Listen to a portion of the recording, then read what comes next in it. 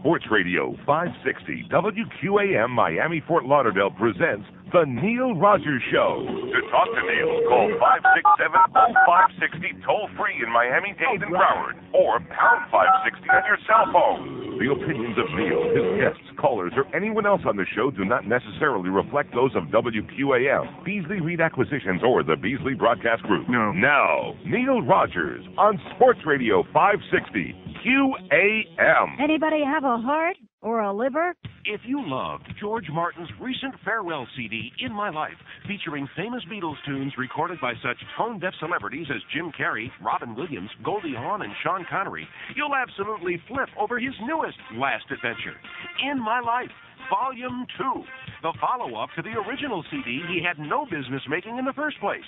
Hear Jack Nicholson. I am the Eggman. We are the Eggmen. I am the walrus. Freaking chew, man. George Martin's In My Life, Volume 2, also features Jerry Lewis. Hey, lady, Madonna, children at your feet. Paul Reiser. I'm thinking, love you take is equal to the love you make. This is what I'm saying. Is it just me? Here, Sir George coaxed the best out of Matthew Chandler Perry from Friends. Could there be more lonely people? So what are you waiting for? Pick up George Martin's In My Life, Volume 2, today. After all, it's easier than flying to New York to spit on John Lennon's grave. This is Tom Brokaw in New York. I read the news today. Oh, boy. I'll see you tonight. Hey, it's 10:02 at 560 WQM. Boy, this overhead, I just can't get this thing straightened out. Since they came down here and screwed up our studios last week. Oh! Thank you, guys. Speaking of screwing things up, so it's always great to try to blame somebody else. When you screw up, you screw up. Like a couple of days ago, I sit here like a jackass. I said Lawrence Taylor was a running back. You have to be a moron to say. Even George knows that's not. Well, he don't know that. But at any rate, I screwed up. But don't try to blame somebody else. So 8:20, I'm coming to work, and here's Geldy doing the update. And the Maple Leafs won last night. They're leading their division with 64 points. And I said, boy, I only wish. That sounds good to me. And, of course, at that point, I realized that he's reading out of the newspaper because I'd already seen that this morning, the error in the Sun Sentinel. See, that's what you're not admitting, Geldy, is that when you did your updates this morning, right up until somebody must have tipped you off on this, giving you a heads up, as they like to say today. But that's another cliche that I just love. Can't we get closure on that heads up? Huh? No, certainly. Can we do due diligence to get rid of some of these cliches? That's another good one, due diligence. We did our due diligence. Well, what is that? When you come right down to it? But at any rate, he evidently didn't do his due diligence because he's supposed to be the hockey maven among those three this morning on that show. Isn't he? No. Supposed to be. And anybody who's really following the game would understand that it's been seesaw back and forth. Ottawa won 2 nights ago. They had 60 points. Leafs had 59. They won last night. They got 61. I realize it's nitpicking, but when you're reading stuff out of the newspaper, you're going to get burned. Not that I don't read stuff out of the newspaper. I just take it with 10 grains of salt. Boy, this overhead really blows. But at any rate, and here's the Sun Sentinel saying Toronto 64 points, Ottawa 58. Both numbers are wrong. And like Geldy finally said later on when he was trying to cover his tracks, they got him in the article there being in the Northwest Division instead of the Northeast. More mistakes, this time from the Sun Sentinel. Both your Bush League newspapers, just mistake after mistake after mistake. If you're looking for information in either one of these newspapers, you probably won't get much, if any. And this is the kind of so-called journalism that you get when you're dealing with children, with Little League people. You look at the various people we've spoken to over the years from the newspapers, and like I said, here's the fall rating book for radio comes out. What, a week ago, Monday it was now? This is Wednesday, like 10 days ago. Tomorrow will be 10 days. Oh, yeah, tomorrow will be 10 days, by the way. Huh? As in, that check should be due for me tomorrow. Now, George, that's another story. But at any rate, so 10 days ago the thing comes out, and has there been an article in the newspaper, in the Herald? No. In the Sun Sentinel? No. In the Palm Beach Post? No. Anywhere down here about the fall reading book? I mean, yes, there are people who care about these things. Of course, it's good for me because that means more people have to tune into this show to find out what the ratings are because the newspapers have decided, well, we can't be bothered with that. Right, Tom Jicha?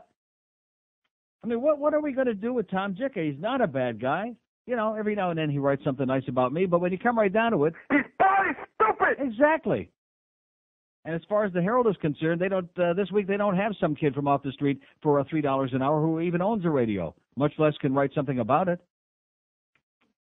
So, I don't want to, well, sure I do. Yes, I do want to dwell on it because it bears out everything I always say. Bush League, baby. Toronto's got 64 points, right? No. And Geldy's sitting there reading it right out of the newspaper, passing along bad misinformation, and then all of a sudden somebody tips him off. Hey, guess what? You screwed up, baby. The Sun Sentinel's way off. I mean, way out of it. See, I know what's going on, Geldy, because last night I watched, a very entertaining Pittsburgh-Buffalo game, saw that game in its entirety, watched a little bit of that Phoenix-Calgary game, which wound up tied 2-2, and went to the audio net since the Leafs-Tampa game wasn't on television available here, and listened to it on radio a little bit here and there. How do you like that? See, that's a real fan. That's a real hockey fan, not somebody that's reading some crap out of the newspaper and getting it wrong. And speaking of reading stuff out of a newspaper. Anybody have a heart or a liver? I go home yesterday and they interrupt whatever was on. They interrupt and here's a press conference and here's Walter Payton. George, of course, wouldn't know Walter Payton from Sandy Payton, although he's got a better suntan. But nevertheless, there's Walter Payton. Now, yes, Walter Payton was a great running back, Chicago Bears. No, he was not a linebacker, Virginia. He was a great running back. In fact, that's our poll question today. Who was the Bears' greatest all-time running back, Gale Sayers or Walter Payton? Isn't that our poll question today? No. Of course not. But at any rate, so he's on there. And you got to feel bad for anybody that's, got some kind of a physical thing. But that's the way the Lord works, He works in mysterious ways. And he's holding a press conference, and his spokesman is asking, anybody have a heart or a liver? Especially that liver part, with or without the bacon and onions. By the way, are we supposed to talk about our friend who's sick in the hospital? Are we not supposed to? I don't know. Well, I can mention just in generic terms. Sure. Somebody connected with food. Huh? It's not Wayne Arnold. It's not Jeff Cohen. But somebody who's been a good friend of ours for years and is in the hospital. We wish him the very best. And he's real sick. He's got real serious problems. And this is your God. This is God works in mysterious ways again. And here's Walter Payton on there. He needs a liver. Because he's got this very rare disease, which he wants you to understand. And his spokesman wants you to understand, too. It's not from drinking. Doesn't have cirrhosis. Doesn't have some kind of a liver disease connected with drinking or with HIV, God forbid, or with, he named like about 4 million other things that it was not caused from. It's a rare liver disease and needs a transplant to live. And people with this disease, which is caused, what do they call it? Primary sclerosing cholangitis. Affects just 3 in 100,000 people, and unfortunately for Walter, he'd be one of them.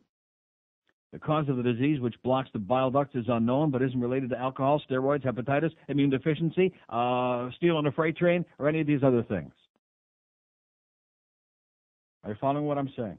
Just make sure you have a list so that you do understand that he's got this horrible disease, but it's not connected with all of these things or any of the above.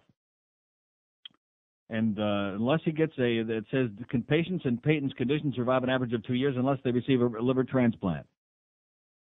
Now, I'm not going to be one of those people to jump on the bandwagon and start, assuming that he's getting preferential treatment or anything like that. Because I remember Mickey Mantle. Do you all remember that Mickey Mantle? Even George, who doesn't know Mickey Mantle from the mantle on his fireplace, which he don't even have one, remembers that. Now, see, as a kid, Mickey Mantle was my hero. He was my idol. I was a big Yankee fan as a kid. Loved Mickey Mantle. Number 7, there he is, the great Mickey Mantle. From where was he, in Oklahoma? Somewhere in Oklahoma. Boy, I'm slipping. But at any rate,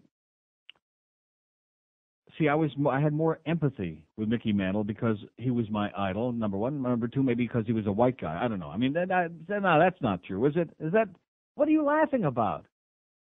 That we don't color our feelings about people based on whether they're, the skin color. Huh? Who's we? Oh, you do. Yeah, I know that. But you do have one very good black friend. George's best friend is black. That's his only black acquaintance, by the way. His best friend is black. Well, kind of like light-complected black, has a good suntan. But that's about it. No, seriously, don't you feel that we color our feelings about people? I mean, there'll be people who have more sympathy toward Mickey Mantle. Of course, Mickey Mantle got delivered, and everybody got bent out of shape because Mickey Mantle, I do want to make one thing clear. Mickey had cirrhosis of the liver from all that boozing it up with Billy Martin and Whitey Ford and all the carousing in those Yankee years, cirrhosis. And he came on the air and told us all you kids out there, stop boozing it up so much, okay? And a lot of people said, well, gee, we're putting him on this preferential deal and getting him to liver ahead of all these other people who weren't big athletes and stars and can't get all this publicity. And he got it from boozing it up. We're rewarding him. And then, of course, he got the liver and, he died anyway a short time later. Now, Walter Payton, let me say it again, did not get the disease from drinking, from immune deficiency, from carousing around. All of these things. None of those things. But you still have the feeling, just that nagging feeling that he may get preferential treatment. You know what I'm saying? Uh-huh. That because he was on there with a press conference, that some other, like a Joe Smith or Mary Jones in Tupelo, Mississippi somewhere, who is desperately in need of a liver, may drop down a couple of notches. Casey Kasem is checking the chart. She may be dropping down a couple of notches. Or maybe she's from Natchez. I don't know. But poor Walter Payton. So that's something we can certainly address today and just talk about how these jocks, how they get a little bit of preferential treatment because they're superstars. Movie stars, football players, celebrities, important people. When they get sick, they go way to the top of the list. That's not my opinion. I'm just throwing that out there to see if maybe you might agree with that. Uh-huh. Not my opinion necessarily, although it's 11 minutes after 10 at 560 QM. Hey, you wanted yourself a great meal at a very inexpensive price. You can always count on, they say about death and taxes, you can always count on a great meal at a very reasonable price at the world-famous Pizza Loft. That's right. You go in there and Jeff and the staff serve you up a gigantic fresh Italian meal, all your favorites, every kind of pasta dish under the sun, and then they got those great combination dinners too, like chicken and veal and eggplant and stuffed shells, lasagna, manicotti, combinations with all your favorite sauces, which you get to pick out. 3 different kinds of fantastic pizza, award-winning lasagna, they got strombolis and calzones, super subs, chicken cacciatore, they got the best garlic rolls anywhere in the universe this side of Rome, okay? In fact, the menu is so big you'll have a tough time picking out what you want. Don't forget, every Monday and Tuesday are special nights at the Loft. Monday's lasagna night. Tuesday is eggplant night. You buy one dinner on these nights, get the second dinner for only $5. And tonight and every Wednesday, kids night at the Loft, where the kids get a free slice of cheese pizza or spaghetti with meat sauce and a free soda with adult entrees. Pizza Loft, it's in the Pizza Loft Plaza, 3514 South University Drive between Griffin and 595, right next door to Nova Southeastern University, right behind the Pier 1 Imports, and tons of free parking waiting for you, too. For delivery or takeout, call 954-916-8880. It doesn't get any better or less expensive than, what is it? Did I say that right? It doesn't get any better or more expensive unless it doesn't get any more reasonable than Pizza Loft. Not the fastest, not the cheapest. It's pretty damn good. This. Bastard.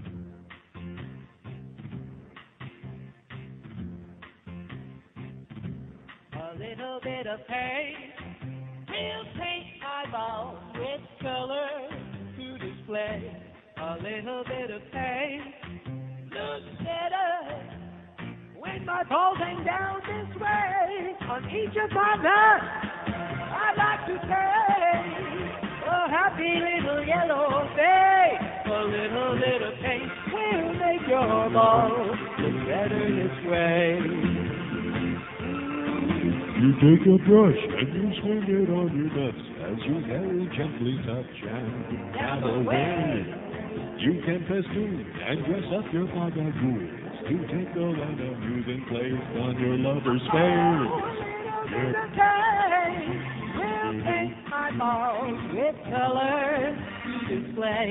A little bit of paint looks better when my balls hang down this way. Some guys take their toes or their nails, but this will open up their eyes without tail. A little bit of paint will make your balls look better this way. Okay, 10:16. Our poll question today: who'd you rather give a liver to? David Crosby, Bill Cosby, Walter Payton, Sandy Payton. Whatever happened with Sandy Payton and Ann Bishop, by the way? Anybody ever any more lowdown on that? So George was saying during the break that he thought it was a very sad press conference yesterday. I would agree with that. It was very sad, and he broke down, and he was very, and he didn't really want to be there. You're right. They stuck him out there because, again, they figured by sticking him on there and making it into a big story, they'll move him way up on the hit list. I wouldn't be surprised if he's like number 2 with 4 bullets by the end of the week. And he deserves to get a liver, I would say. He gave people a lot of joy. In fact, I think that some Bears fan, as soon as they croak, Bears haven't had too much success over the years. They're a real sorry-ass, boring team and have been for many, many, many years. And I think some Bears fan, or maybe even pick 1 bullet. Here you go. Here, Walter. Here's my liver, baby. Have a good time with it. Here's a lady mobile in Davie. Hello. Hey, Neil, how are you doing? Great. I just wanted to know if you How come this sounds so bad? Why does everything sound so bad in here, you crazy engineers, you? Go ahead, I'm sorry. Because I'm on a mobile phone. No, it's the studio is all screwed around now. They really messed us up. I'm sorry. I Me wanted too. to know I wanted to know if you read the column in today's paper by John Grogan about emissions testing and No. what a waste of money it was. No, I did not.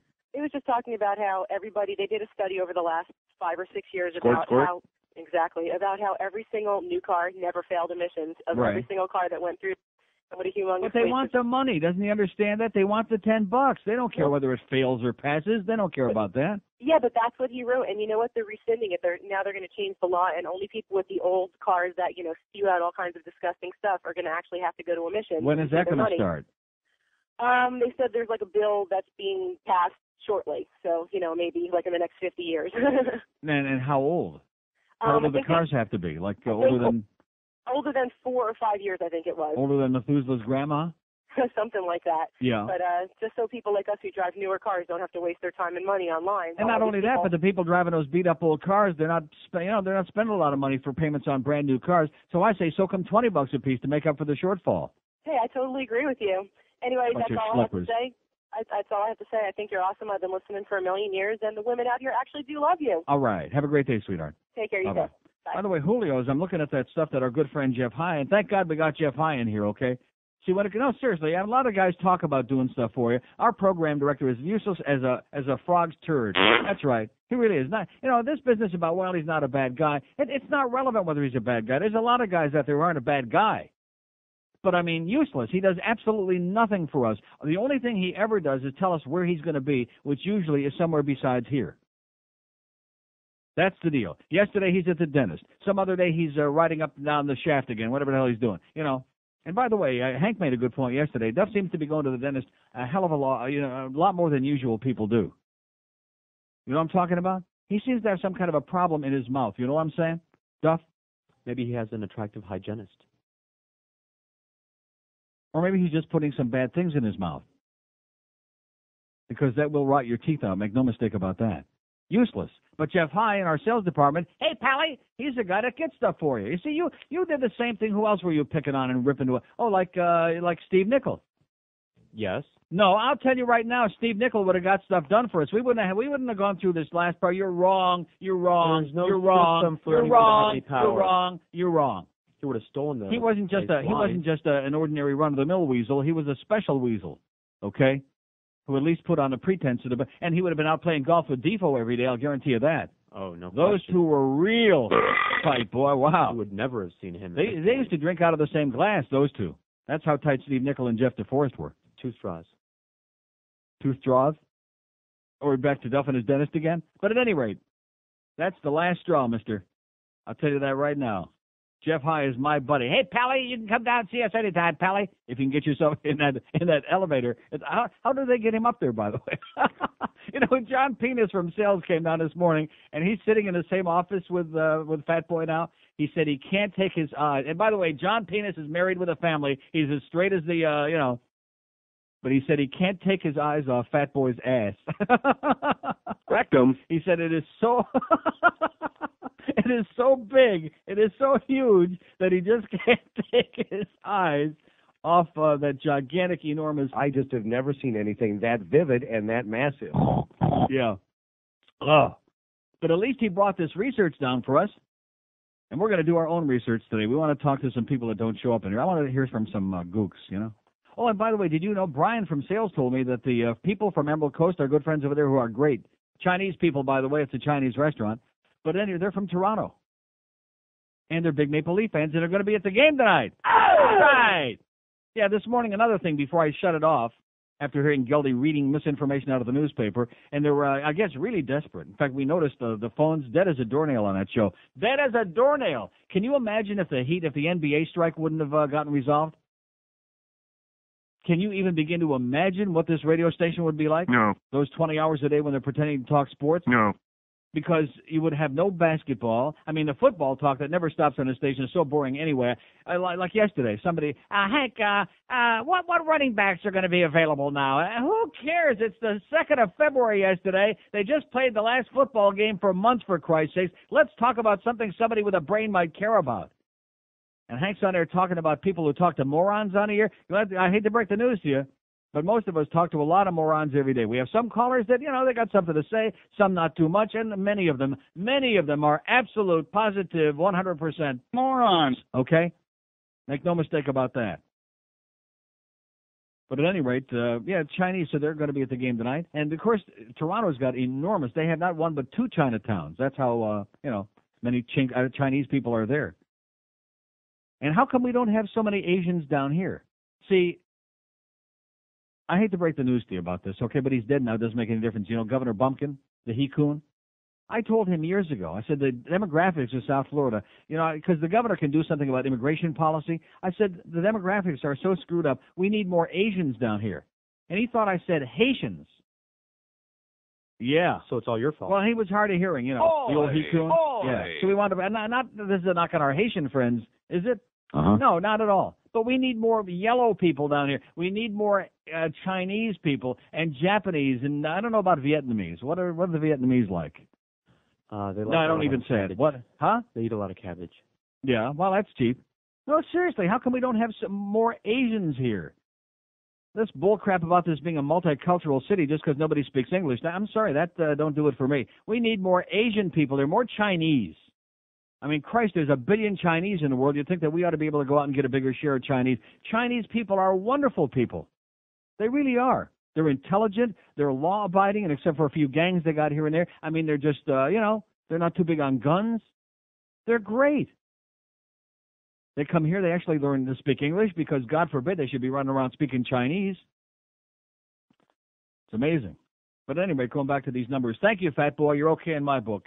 And I'm looking at these numbers again, and something that's astonishing. It's really amazing. In fact, I would be embarrassed to be narrowcasting and talking to some, they could rent a goddamn, you talk about a sports bar with a microphone, they could rent a room at the Holiday Inn. Seriously, they could go back to the Hyatt Regency downtown and rent a room and talk, jam the same number of people in there that we got listening at certain hours of the day.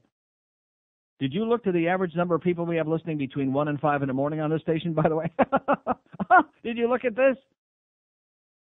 300. Wow. Yeah. We could go out in a parking lot and get more than 300 people. Just from the surrounding hood, we could get more than 300.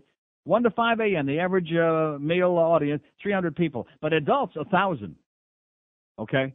So let's not shortchange those 1 to 5 hours. And it's probably because of that great Pharrell on the radio with that scratchy voice. That's good programming.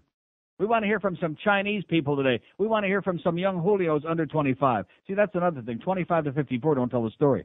Because most of our Julio listeners, they're like 18 to 24.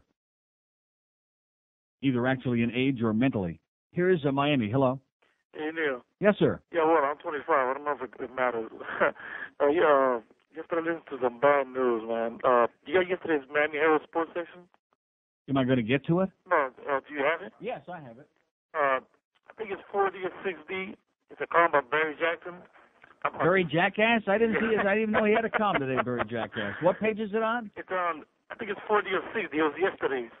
Oh, yesterday's? Yeah. I don't have that anymore. That's long gone. That's in the bottom of the birdcage now. Oh, my God. What I'm going to tell you now, you're going to follow this too, Neil. Guess what's coming to National Car Rental Center? Motocross on ice. What is it? Motocross on ice. What the hell is that? It's motorcycles on ice. Motorcycles on ice. Yeah, to the And I probably have it like the night before a hockey game so we can really put some deep ruts in that ice. Not for sure. I think they want to see Barry get twist a kneecap or something. Yeah, there you go. Maybe break a leg would be good. Oh, God. And then they can say, oh, well, you see, we spent a lot of money. We're not going to make the playoffs now, but we gave it our best shot. Well, oh, God. Well, if you can, you try to get it and read it, man. It's, oh, God. So Barry Jackass wrote this? Yeah, I was thinking of them, so, it was good reading, man. Yeah, that's Barry's always good. We'll take a good one. Okay, thanks for the good news, Pat. We'll check it out. Okay, this seriously, the phone sounds all screwed up now. The levels in here, the overhead. Thank you very much to our management and engineering department. We were rolling along here pretty good for a few months. I mean, not that it was great down here, but, it wasn't too bad. We actually had the levels set where they were supposed to be. And then last week, because we had to have another premature big move. And still upstairs, I heard Hank yesterday saying that they can't talk to the board ops back and forth. The intercom doesn't work up there. And then later on he was saying something else doesn't work, Because that's the way it is, baby. It's the Beasley Reed effing way, which is not the right way. It's always the wrong way, the screwed up way, the half-assed way. Not slow, not fast, half-fast. That's how they do it. Like there was some big emergency. I mean, after waiting for like 3 years, they couldn't wait another couple of weeks to get this thing done right. They just couldn't. No, of course not. Because Greg had to impress all of his super jockstrap friends there with the Super Bowl week. You're right. He's like a sports nerd who suffers from neurosis of the liver. You're right. Forget about Walter Payton. Let's get a liver transplant for Greg Reed because he suffers from sports neurosis of the liver. Man, is he whacked. 1027 at 560 WQAM. Remember in Goodfellas? Remember who got whacked in that? Hey, let me tell you about a great place to have a good time, and that's Pompano Harness any night of the week. In fact, every night except Sunday. Every day of the week except Sunday. There's all kinds of simulcasting going on and live harness racing every night except Sunday and Tuesday. Like tonight, for example. Let's see. What's on the schedule? We got February in here? Where's February? Come on, you can do it. Here we go. It's February the 3rd. We got Milford Highlight simulcasting at noon. We got Freehold Harness Racing, 12:30. Dover Downs, 4:30. Northfield, 7 o'clock. Dania Highlight, 7:15. Windsor at 7:20. How do you like that? Meadowland, 7:30. Monticello, 7:35. And Maywood from Chicago, 8:30 tonight. And a great live on-track harness racing car at 7:35. And don't forget, during the month of February now through the 25th, 2 complete dinners for $24 in the top of the park dining room on the 6th floor. Everything from rolls and soup to your entree and the dessert as well, coffee, tea. You get to choose from prime rib, herb roasted half chicken, or broiled North Atlantic salmon for your entree. Complete dinners, 2 for just $24 in the dining room of Pompano Park now through February 25th. So if you're looking for a great night out, maybe get lucky and win a few bucks, get out to Pompano Harness post time tonight for the first live race, 7:35 in the p.m. Have a heart or a liver?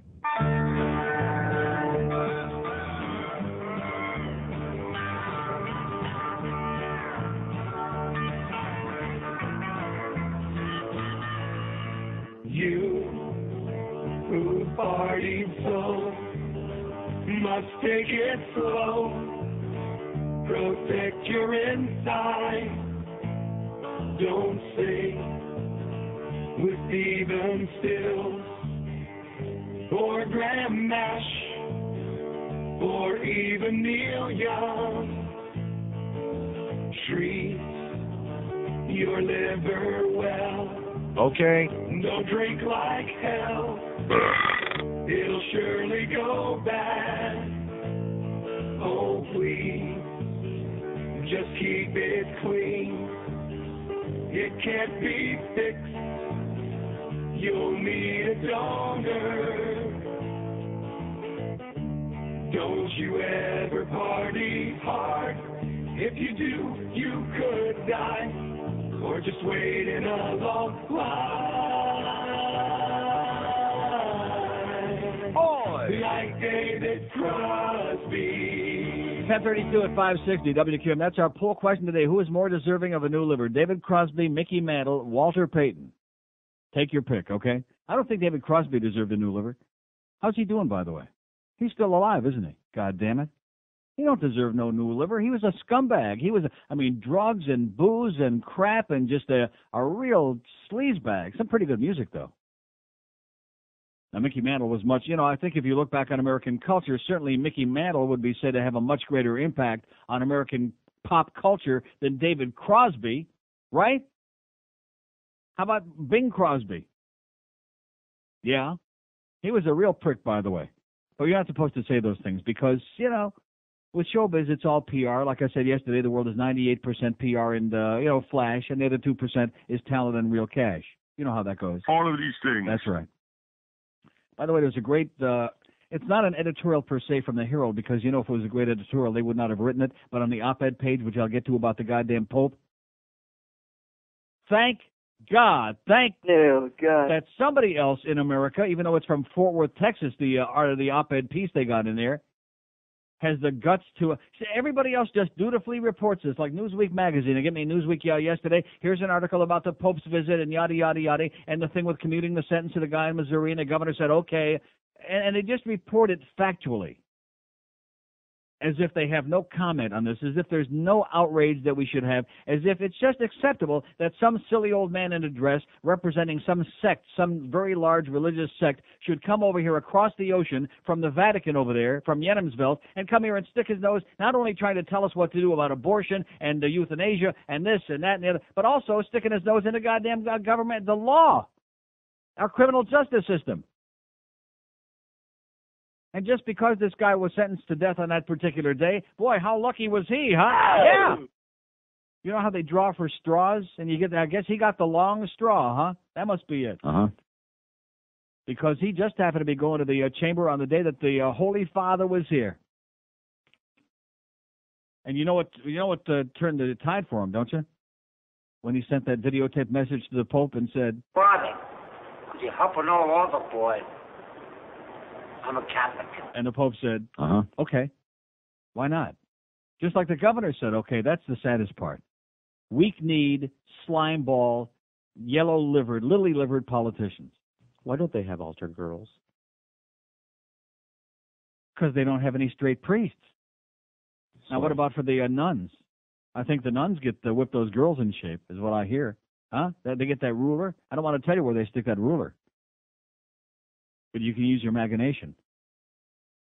Yeah, and all around the country, they report this story like, the Pope, the Holy Father suggested, and the governor said, okay, and this guy's going to, we're going to have to pay. He's 42 years old. The taxpayers of the state of Missouri are going to have to be paying from now until hell freezes over to feed this guy and clothe this guy with that great garb they wear and whatever else. And, even just to supply toilet paper for this guy is criminal. He killed 3 people, including a 19-year-old crippled kid in a wheelchair. He shot and killed 3 people, ambushed them. And he's going to be fed 3 square meals a day because the Pope decided his life was worth saving. Galileo, screw him, He wasn't such a great guy.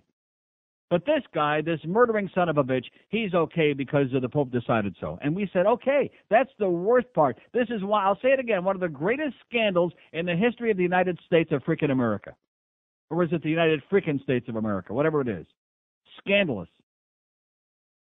Here's a mobile in Palm Beach. Hello? Mobile in Palm Beach. Hello? Yes, sir. Hi, how you doing? Okay. Good. Hey, I went down to the National Car Rental Center last night. You went to the Rectal Center, yeah? The Rectal Center. What a scam that place is. Yeah. You spend about $50 just on parking and getting something to drink in that place and eating. Right. Well, hey, Wayne's got to, if he can get enough money together, maybe he can afford a hairpiece. He needs a good hairpiece. Yeah. Okay, that's it. Let's call him a douchebag. Everybody needs a piece, pal. Go ahead. Mike Frazita from Bonehead, you big douchebag. Okay. Okay, we have an open line in Broward and all 3 in Dade. Dade County's off their feet, okay? We're trying to hear from those young Hispanics out there who are like in the closet. Come on. We want to hear from you this morning to show these demographic, these Arbitron people that you're out there. Although he didn't do the, like 18 to 49 men, Hispanic. I'm sure that fat boy, once we put the word out that we want some more stuff from that tap scan from this last book, he'll do anything because he's our pally. Hey, pally, come on, let's get some more numbers, pally. 567, there's the numbers for you. 567-0560, pound 560 on the mobile one line. We got the Hank Goldberg show at Shula Steak 2 at 2 o'clock. We got the Bookster at 6 briefly. 7 o'clock, the pregame show with the Geldon one. And at 7:30, the Panthers and the Toronto Maple Leafs. Oh! Then, they're discussing this morning, is Neil going to be wearing his Maple Leaf? Who's he going to be rooting for at the game tonight? Like there's some doubt about that? That goes to show you how desperate they are on that morning show. When the hell is Phil Hendrie coming here to do mornings already? I mean, with these guys, we'll take up a collection for them. But these guys are desperate. The fact that they're even wasting 1 second worrying about, and Joe, leave it to Joe Rose with that fat head. Leave it to him. He says, does anybody really care who Neil Rogers is going to be rooting for tonight, especially listening on that morning show? Does anybody care? No. Talk about something we might care about. Like that new player that the Marlins got. I heard they called him back a second time to see if he's getting laid, and comes to find out the guy got married last November and still ain't getting any. Here's Boca. Hello. Hey, Neil, how are you? Okay, sir. Well, getting back to what you were saying about Asians, I married a lovely Vietnamese woman. She works at Randolph. Oh, yeah. She works where? She's a hairdresser. Oh. She worked the day she had her baby. Yeah. She started getting labor, and going and getting contractions. Yeah. And the nail tech was like saying, okay, keeping time. And when they started getting a minute apart, she's like, you got to go to the hospital. Yeah. She goes to the hospital, and the doctor says, okay, it's going to be about 6 to 8 hours. She was like, oh, great, I got customers I got to do. I'll go back. And they're like, no way. Sit down, lie down, you're not going anywhere. Mm-hmm. Working her rear end off. Day we got married, she worked up until 2 o'clock, and we got married at 6 o'clock. Isn't that something? Yeah, amazing. And nothing like those Asians, man. We need lots more Asians people down in this town. You got it. Take care, Neil. Okay, thank you for the good news. See, there you go. There's a good story. We don't just hear bad news on this show. We hear the good news. There's a guy that's married to some Vietnamese chick, okay, who's working her little yellow ass off, and she's great. Really, seriously, why can't we all attempt to be a lot more like the Chinks? You know what? Seriously. And it's interesting, depending on where you go in the world, for example, the Chinese people in China are so repressed by that goddamn commie pinko government. But once they get out of there, all of a sudden it's like, hey, guess what? There's more to life than just, wearing a pair of glasses and covering up your slanty eyes. There's more to life than just that. You people better get around the world, okay, and discover the Asian people are the great people. I'm not saying they're the only great people. I mean, there are a lot of beautiful Chinese people, but they don't look as good as the Colombians, for example. And the Colombians, just because they don't want us to get too friendly, they screw around a lot with guns, drugs, stuff like that, just to make it not too safe, because then they'd have too much tourism. They don't want that. They don't want a lot of pain-in-the-ass invaders screwing things up, especially after that hurricane. Was it a hurricane or earthquake? It was an earthquake, wasn't it, in Colombia they just had? Jesus Christ almighty. Armenia. Armenia what? Armenia, Colombia.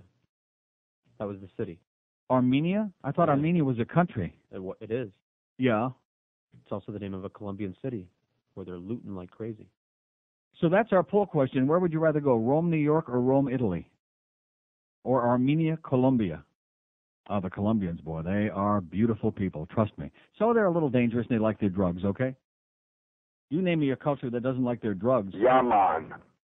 1040 at 560 WQAM. Hollywood Seminole Gaming, was the country's very first high-stakes bingo casino, and they've given away hundreds of $1 million since they opened 20 years ago. Look at how many casinos have opened up in the meanwhile all over the country, but you know what? Hollywood Seminole Gaming is still going stronger than ever. They were the original high-stakes bingo casino, and now they become much more than that. Hollywood Seminole Gaming's got 48 round-the-clock poker tables waiting for you with 7-card stud, Omaha High-Low, Texas Hold'em. They have weekly poker tournaments, daily mini-tournaments, along with 550 gaming machines. They've got Lightning Bingo and the spin-to-win game for cash and prizes. While you're there, play Hollywood Seminole Gaming's 4 daily sessions of high-stakes bingo, matinee 11:45 and 3 in the afternoon, main evening session 7:15 every evening, and night owl sessions 10:30 every night. Coming this Saturday, March 6th, or a month from, whenever it's going to be, Saturday, March 6th, it's the $100 bingo night, 18 games each, paying $4,000, and a must-go jackpot of $15,000. Advanced tickets are on sale right now at Hollywood Seminole Gaming on the corner of 441 and Sterling Road, open 24 hours a day,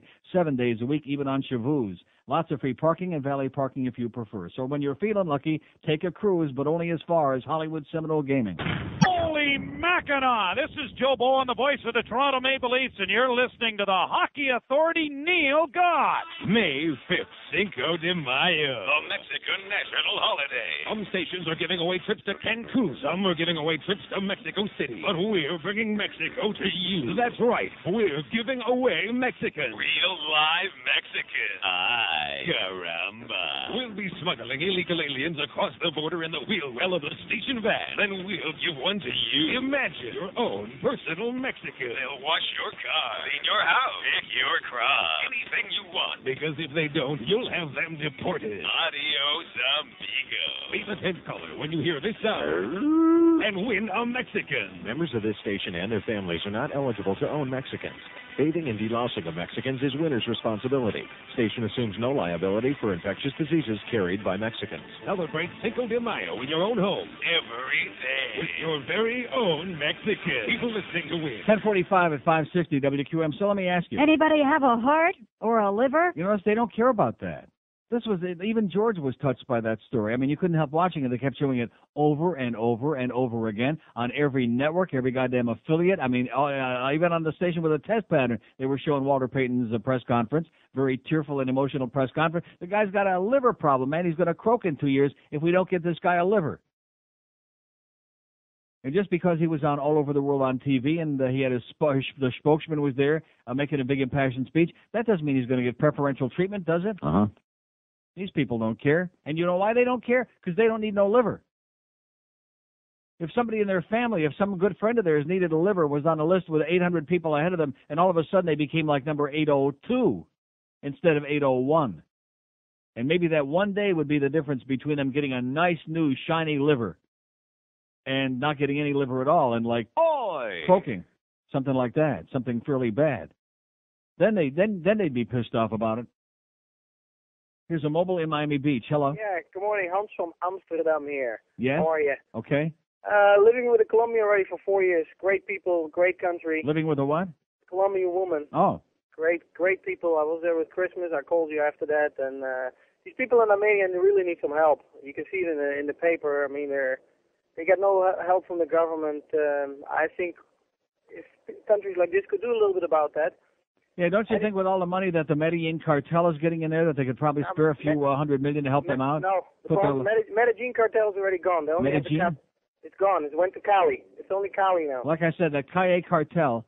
Anyway, the problem with the Americans, the general, is that these people never get around anywhere in the world, so they don't have any feeling. The word you're looking for is parochial, sir. They're like little narrow-minded people that never. Most of them don't even have a passport. That's right. That's exactly right. And how could you live in a country like this with all the terrifying right-wing crap that's going on nowadays and not have a nice, big, fat new passport?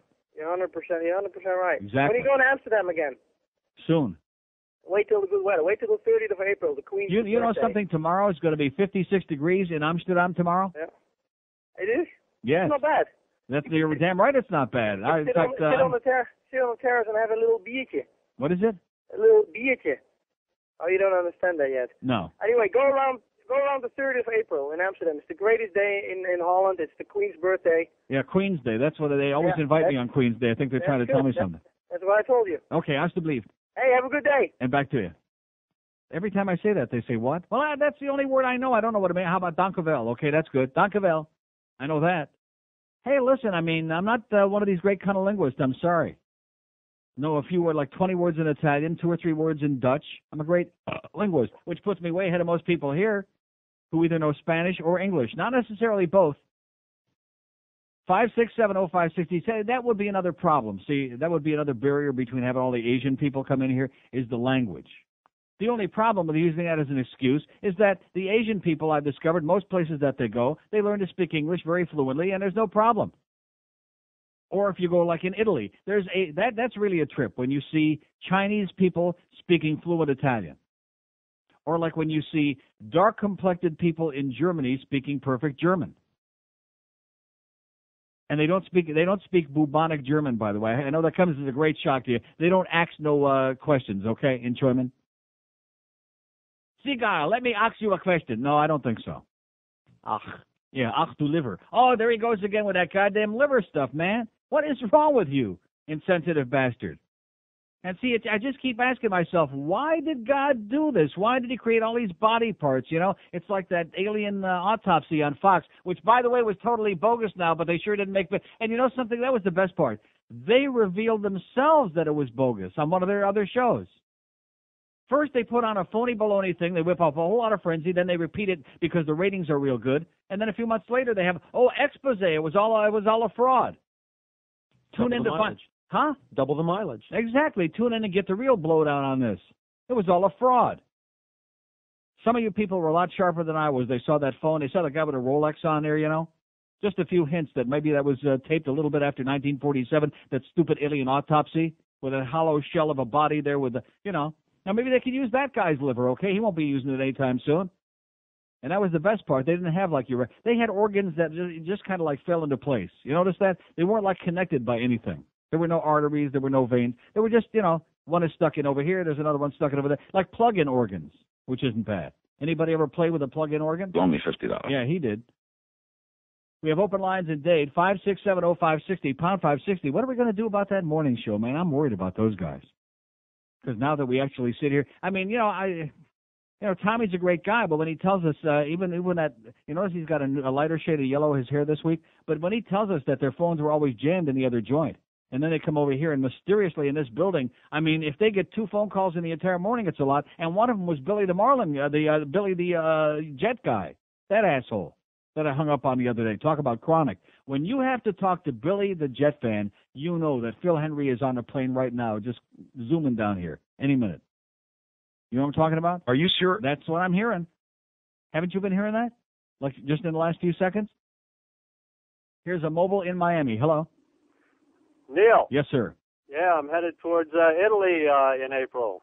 All First right. trip. Great. Yeah, going to, my son is studying in Florence, and so we're going to be in Florence. Pardon me? In Florence, yes, like I said. And Rome. Right. And then we need one other place to do. What would you suggest? Florence, Rome, and I would suggest Milano. Milan is okay. I mean, Milan is, it's okay. Milano? Yeah. Okay. Don't waste You your got time it. in Bologna. It'll blow your ears out with noise. It's a very noisy city. All right. Well, we'll do Milan. I'm going to drop off to Paris, then to London, and then back home. You're going to Paris? You're going to give the frog some of your money? Well, we You'll got be to. sorry, man. I want a spy report when you get back from Gay Paris. You'll be real sorry. They're a bunch of pigs. They're disgusting. They're pigs. They hate Americans. They hate everybody else. They throw their garbage on the floor, on the ground, on the streets. They're disgusting. I will give you a spy report, but I promised my daughter I'd take her there and my son, so we got to do it at least 2 days. They'll learn the hard way, believe me. Have a great time, pal. Thank you. Arrivederci. And arrivederci, Roma. So Joe Rose says he likes Paris. We. Yeah, that's what he likes to bet. Well, he's kind of a French guy, isn't he? That's what Joe always says. I like the wee-wee. Yeah, I bet. Maybe that's why he's visiting all those high schools he was talking about this morning. You notice how Defoe was getting real nervous? That was a strange conversation about how Joe Rose keeps running around to check out all these young athletes at all the high schools and junior highs and elementary schools. I mean, is there some kind of a message in there or what? What is that? 2 open lines in Dade, 5670560 and pound. Don't even put him on the air. I dumped him out. Chronic. See, you're chronic, you're an asshole. That was Billy the Jet fan, by the way, but I dumped him out because he's a total asshole. And the fact that they even talked to him in the morning show tells how desperate they are now that football season is over with. That's pathetic. That's tragic. That would be like us talking to Gilbert. No, seriously, the day that we've had our days like this week, like recently, like yesterday, the day before that, and probably today too. Pretty weak. You know how this town is. Some days they're in the mood to talk to you. Most days, not too sociable. But, I mean, the day that you get that desperate, they have to start talking to chronic regulars who just absolutely force. The audience is lunging. You can hear them leaping at the dial to change the station, to punch a button, to do anything. They're punching their fist through the dashboard. Billy the Jet fan. You're a jackass, pal. You have no material. You're an idiot. And the fact that they even dignify you by putting you on the phone. Even Tommy was just in here saying he's begging those guys, don't ever put this asshole on the air again. He begs them, pleads with them, and they say, no, put him on. Remember that? William Holden said that in Network. Put him on. Boy, what recall I've got, And then, of course, he lived to regret it. Why are you airing shit like this? That's right. That's what he had to answer for. We have 2 open lines in Dade, 5670560, pound 560 on the mobile one line. I'll tell you one thing, boys and girls out there, we are kicking serious ass, even on this radio station. My good friend Jeff High, Fat Boy, brought us these numbers yesterday, and I'm just sitting here tickled pink. This isn't the greatest book we've ever had, but it's pretty goddamn good. Especially on a station that's crumbling around us with narrowcasting, talking to Billy the Jet fan. Talking about all the running backs that are going to be available. I mean, come on, let's go already. Let's talk about something somebody might care about. You want to talk about sports, talk about what's going on right now. Like we got 1,000 unsold tickets for tonight's game, which is pretty good, by the way, since the Leafs never draw down here for some strange reason, because people wouldn't know a good team if you stuck it in their rectum. Most exciting team, the highest scoring team in the league, baby. 61 points in spite of what the Sun Sentinel says. First place in their division, second place in a conference, second in wins in the league only to the mighty Dallas Stars. Here's excitement at the Mac Arena tonight, so there's 500 Panther Pack and allegedly 500 other seats. That game better be jam-packed, even if it is Toronto, which down here nobody seems to understand who the Leafs are. I mean, you have to be really a very serious hockey fan to have heard of the Toronto Maple Leafs, right? Uh-huh. Oh, yeah. One of the original 6, back when they had, like, real teams, back when it was a real sport. And thank God for the European players. Otherwise, it would be otherwise, hockey would be the same joke today that your basketball is and your football is and especially your baseball is with 8 million teams and no, there's no new pool of talent. That would be like having 600 new radio stations come on tomorrow and all of a sudden you're going to have all these great broadcasters come on the air. Take a look at the people who are on the air just in this market. Take a look at the rampant mediocrity, okay? Take a look at the Sandy Paytons of the world. And ask yourself, you can't keep diluting forever and have any taste left. You can have the greatest wine in the world, the greatest vintage wine in the history of mankind, the most expensive wine. And you keep putting water in it and more water and diluting, and you have basically like a little pish of wine in the bottom of the glass. And you're drinking nothing but watered-down swill by the time you get done. And that's the way it is. And that's what's happened in other so-called sports, which is why they have to have this big song and a dance to pretend it's great, which is why they have to make this big Super Bowl sideshow, because the game itself usually sucks like this year's. It blows. But hockey, at least we got the Europeans. I don't care what Don Cherry says. We got all these great European players like Jaromir Jagr last night, who had a goal and 4 assists, 9 points in 2 nights, making passes that other people could only dream of making, playing unbelievable. And by the way, speaking of Europeans, Marty Straka playing great again for the Penguins last night, making moves that haven't been invented yet. But not good enough for Doug McLean. You know something? I'm glad Doug McLean got his ass fired out of here. Because he was a good guy, but, kind of like our program director. Good guy, but didn't know his ass from your armpit. That's the problem. Bad judge of talent. And you wait till he gets going with those Columbus straitjackets up there. He'll be real sorry. Real sorry that he ever turned Marty Straka loose. 10:57 at 560 WQM. If you're suffering from hair loss, you look in the mirror and you say, all the time, hey, you can do something about it, very inexpensively, too. You can call a guy who knows better than anybody in the world how to make you guys look like a real man again, Charles Alfieri. Over 25 years ago, he invented the best hair system in the business, which is why people with billions of dollars go to Charles as well as schleppers like you guys. Because for no amount of money anywhere can you buy a better, more natural-looking system than the natural hairline system. And now Charles has improved that and made it even lighter, more durable, and a completely natural-looking system that even when your hair is soaking wet, nobody can tell that it's not the real thing because it looks like it's growing right out of your scalp. So if you want to start looking years younger like a real man instead of that Wayne Huizenga bald look, that geek look for the 90s, then just pick up the phone and call Charles Alfieri. When you call, mention Neil Rogers, and he'll give you a $200 discount on the purchase of that new hair system. In no time at all, you'll be looking like a real mensch. Call toll-free today, 1-800-321-2413, and tell them that I told you to call. Tell them you want some hair back. 1-800-321-2413. The Neil Rogers Show, now on 560 WQAM, Miami, Fort Lauderdale. Esa es la cingada manera cubana.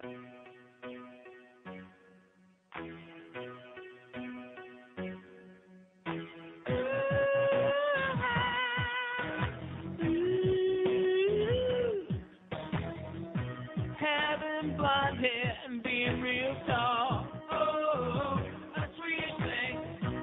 Making those little tasty meatballs. Oh, a sweet thing. They all have blue eyes in their heads, and they might come from Stockholm. You know that Nobel Prize came from there.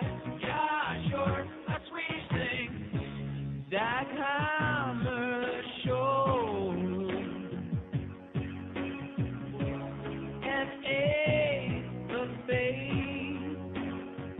These are some Swedish things, being really good at alpine sport. Oh, a Swedish thing, and being crazy about Bjorn Borg. All of these things. A Swedish thing, they like to drive Volvos or a Saab in 3 feet of snow. They didn't fight in World War II. Yeah, sure, a Swedish thing.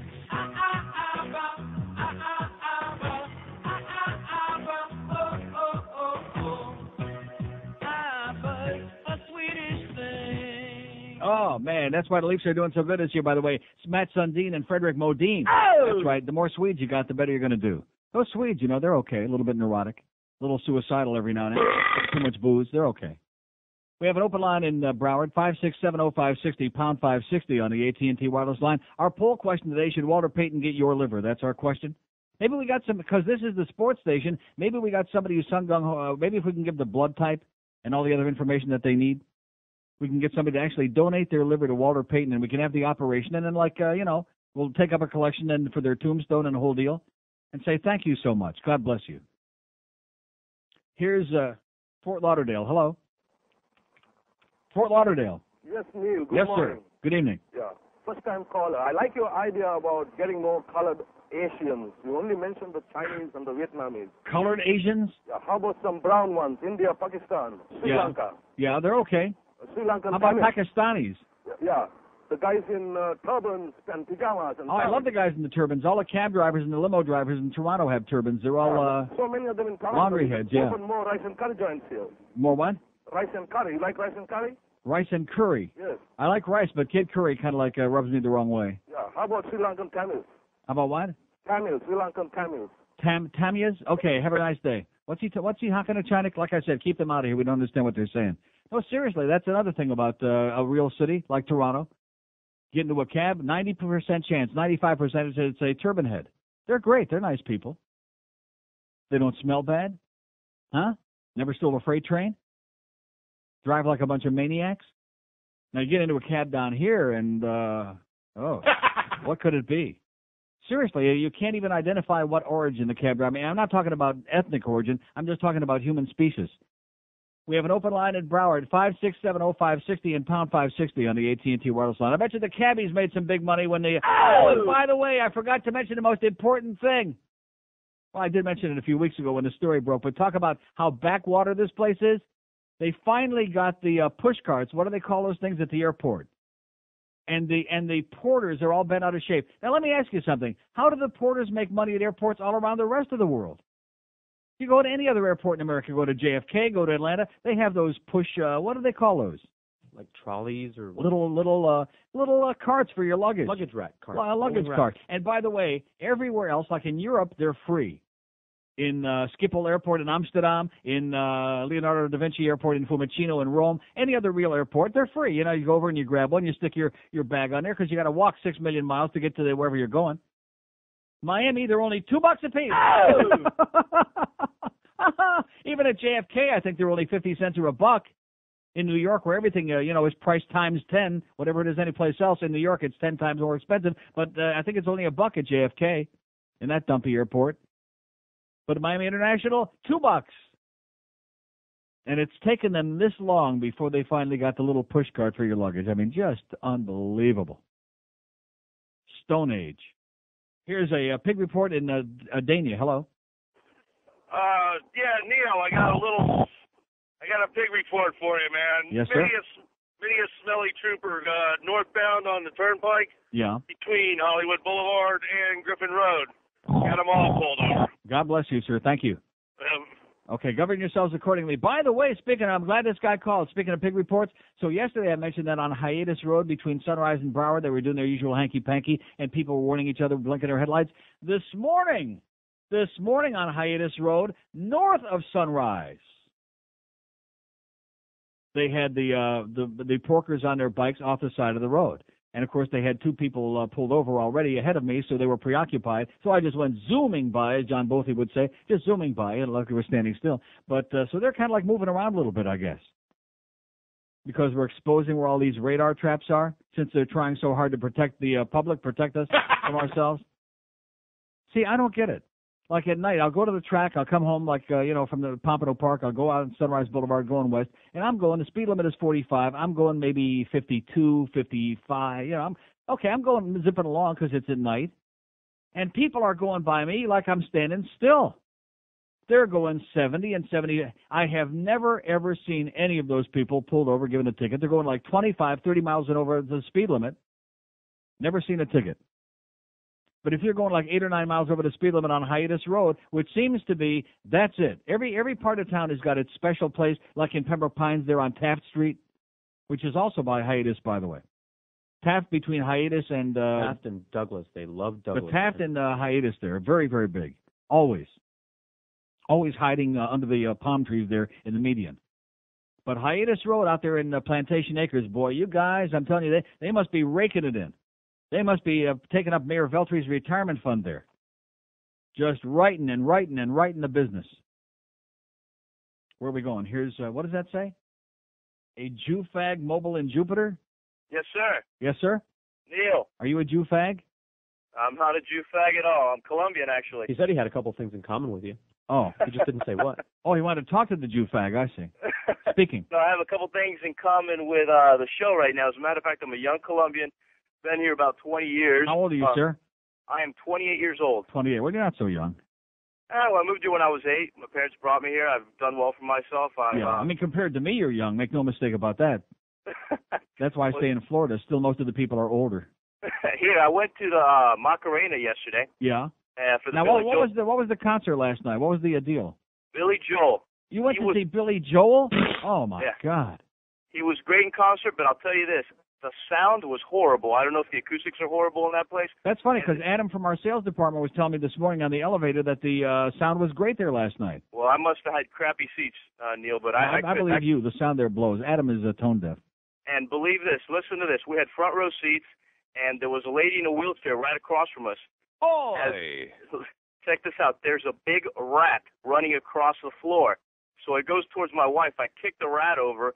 It accidentally goes under the lady in the wheelchair. She's trying to jump up and down, getting the rat away from her. Everybody, the concert didn't get interrupted. It was only about 20 people were trying to kick the rat away. So this place is brand new. It already has rats all over the place. Yeah, well, that's because the Panthers play there. That's part of the ambiance. I guess so. With Scott Mellenby back in the lineup tonight, they figured he'd go out there and kill it. Hey, how are your allergies doing? My allergies are a little every day. It's just slow. Every day a little bit better. A little bit better. My face, my pussy. It's this building. I figured out there's a sickness in this building.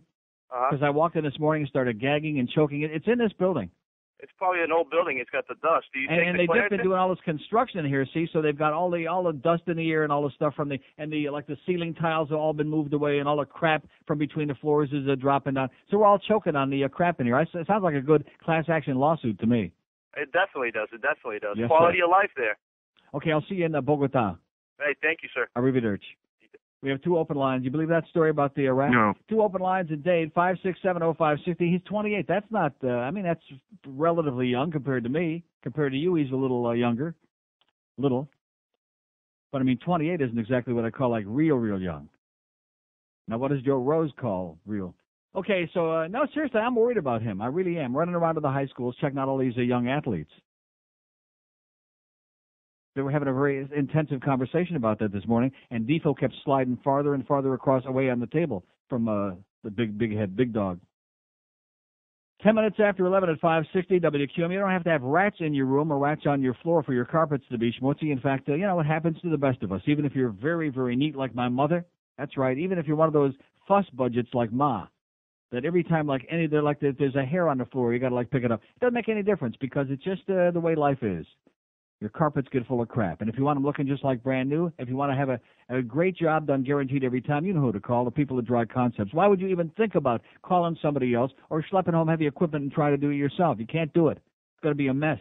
Dry Concepts come in there exactly when they tell you they're going to be there. They do the job fast, and a couple hours after they leave, your carpets are dry and ready to rock and roll again. And they give you a written guaranteed price up front before they even start doing the job. They also do a great job of furniture cleaning for you, drapery cleaning, spot dyeing, fiber protection, carpet repairs, implant oriental rug service, deodorization, even complete water damage restoration. A super job at a fair price every time when you do business with Dry Concepts, which I've been doing for a zillion years now. In Dade County, call them at 305-930-3636, 930-3636. In Broward, 954-581-4739. 581-4739. In Palm Beach, 561-930-4739. Do you have a heart or a liver? Are you ready for the hottest on-the-edge toilet tissue to ever hit your ass? Then you're ready for XTP, Extreme Toilet Paper. This ain't your typical two-ply. It's heavy-duty to handle the heaviest duty you can throw at it. We're talking supercharged turbo-ply corrugated cardboard with an attitude. We're talking the Enterprise circling your anus, wiping out the Klingons. We're talking over-the-top and up your butt. Can you handle it? XTP. It's not just tissue. It's an utterly gnarly, rad, tubular way to take care of business that'll leave you gripping the edge of your toilet seat. Extreme Toilet Paper. When you want to do more than just wipe, you want to wipe out. Okay, it's time to wipe the slate clean is what it is. It's 11:15 at 560 WQAM, where we just keep rolling along, oblivious to all of the insensitivities and all the outrageousness that goes on around us here, all of the bush leagueness. We have an open line at Broward 2 and Dade, and by the way, I won't read this thing. This is a short article, but I will read it today. From the op-ed page in the Herald, Papal Police Stirs Death Penalty Furor, Don't Mix Religion and Politics, and it's reprinted from an article in the Fort Worth Star-Telegram. But underneath it, of course, they have to make sure to give equal time for another article in the same paper by this Bob Ray Sanders guy, who looks like he may have a little bit of a suntan, but I'm not sure. And then underneath, there's some good stuff on the op-ed page. They never write anything good themselves on the editorial page, but the op-ed stuff is pretty good. Like Max J. Castro.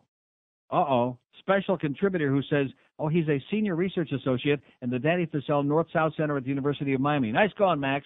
Who says, reinstate Washington, D.C. official fired for using the word niggardly. And by the way, this guy that used the word niggardly is an out-of-the-closet white queen is what he is. White gay male, used the word niggardly, and right away, we've got to be getting him out of here because he said nigger. He said, he's niggardly is what he said. Don't be so niggardly and dubberly.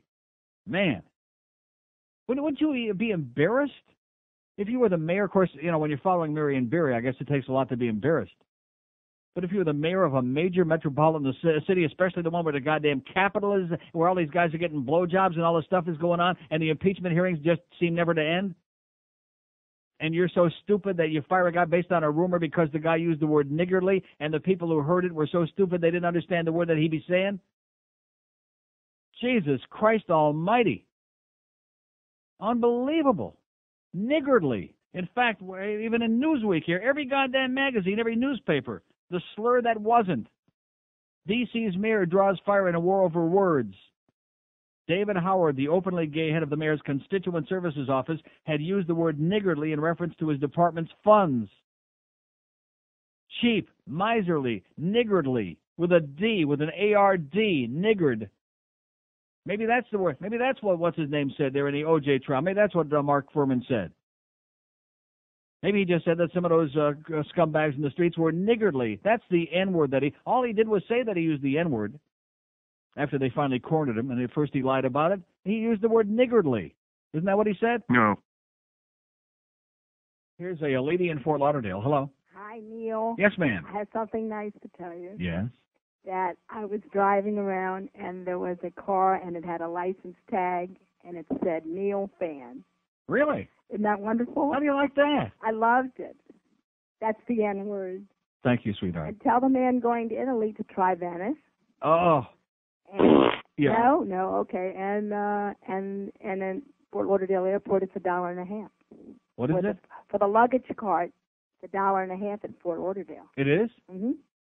That's a ripoff. That's right. That's the word. But at least Fort Lauderdale Airport is small. You don't have, what do you really need a luggage cart there for when you come right down to it, Because you got to wait. You got to wait for what? Cabs and stuff. Oh, you mean outside? Yeah. I see what you're saying. But like inside the airport, see, when you go to like a real airport, like a real big, gigantic place where you have to walk hundreds and hundreds of yards to go from one spot to another, you really need them badly there. Yeah, at Miami, yes. I'd pay $5 in Miami. Then that's why they're soaking you too. But you're great. Okay, have a great day. Thank you. Yeah, now don't say you would pay $5 in Miami, because then by this weekend they'll jack the rate up to $5. It's just ridiculous. $2 to use one of those cards, and the porters are bitching, it's going to cut down on our tips. Let me say it again. How do the porters in the other airports around the rest of the world in real tourist places, and I use that again, real tourist places, how do they make it? How do they survive? With all those carts, with all the ways that the people have of avoiding having to pay them to schlep their luggage, huh? All of these things. Right. How do they make it? Maybe somebody out there be knowing the answer to that. And by the way, have you noticed all the cambio places on the streets around here, all the change places? No. No. Like I said, you can tell a real world-class city if there are lots of currency exchange places, like maybe on every other street corner there's another one, like in Amsterdam, like in Rome, like in a real city. Currency exchange. That means you've got lots of visitors from all over. And you would think, since supposedly this is the capital of Latin America, North, wouldn't you? But then again, who wants to take those crappy pesos anyway, right? And those, what do they got? What is it in Brazil, the real? In fact, don't I sign that on a lot of my cards? I sign that, get real. And the way things are going right now, I'm going to say, give them back. Because that ain't worth a crap, that Brazilian money. They're screwing us up, by the way, those Brazilians. Do we have any Brazilians here at all? No. A few drag queens. Here's Tamarack. Hello. Neil. Yes, sir. Good morning. How are you doing? Great. Sir Neil, since you are such a humanitarian, I was wondering if I could take this chance. You were talking about the earthquake in Colombia. Yes. Well, we own a restaurant out here on Pine Island and Commercial, and we're a donation center for the people, and we're asking for blankets, canned foods, or anything like that. So if I could spread out the word Sure. and give you an address here, it's 8765 Northwest 57th Street, just north of Commercial on Pine Island, and the name of the restaurant's Arepalandia. So if the Spanish people are out there, What's the name of the restaurant? Say it again. Arepalandia Cafe. Areparanha? There you go, sir. Wow. What does that mean? Well, it's Colombian food. We got chicharrones, we got chorizo, we got everything for you. But I was just hoping that people would come out and give a helping hand out to the Colombian people, which I hear you love them so much. Yes, I do. You say they're beautiful, and I appreciate that. They are. And we need a lot of help, so if anybody's out there listening and can give a helping hand on canned foods or towels, anything that's usable for these people, they can. And anything that the Pope did not leave behind. Exactly. Right. Exactly. So I appreciate the opportunity, and thank you so much for what you do. You bet. Okay, keep up the good work. All right, thank you. Okay, there you go. How do you like that? That was the arepa guy. Wasn't that what he said? Arepananya or something like that. And you don't like arepas. I think that's probably one of the better things they have at the stadium. What? I don't like cornbread. You just heard that thing about the arepa queen and you got all bent out of shape. We have 2 open lines in Dade 1 in Broward, 5670560 and pound 560 on it. That's the brand. That's what they call them there, the arepa queen. I've met her. Here's Coral Gables. Hello.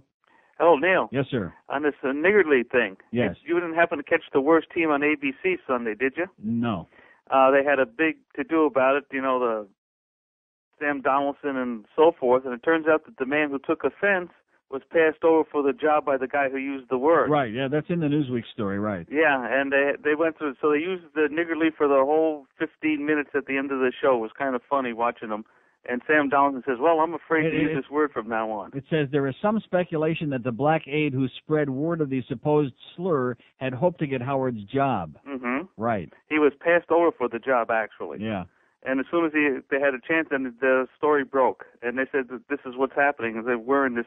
We got the word police again, and even if you didn't say exactly the right word, you better watch it, because then they'll claim that you did say the word, and then you got real tourists. Well, this is what George Will was saying. He says, well, what am I going to do, walk down the street, somebody's going to say something, all of a sudden I'm going to become offended because they said something about me? That's right, just if we call him a Nazi, which he is. I mean, he should be used to that by now. Right. He says you can't take it personally. This is the way it is, you can't change it. Bespectacled Nazi, that's what he is, right. If you can't take it, then go back to Chicago. That's right. You're getting too sensitive, and he says this is a problem with the world, and, we're ever getting on everybody else's nerves. When you come right down to it, though, you can imagine George Will using the word nigger, can't you? I mean, let's face it.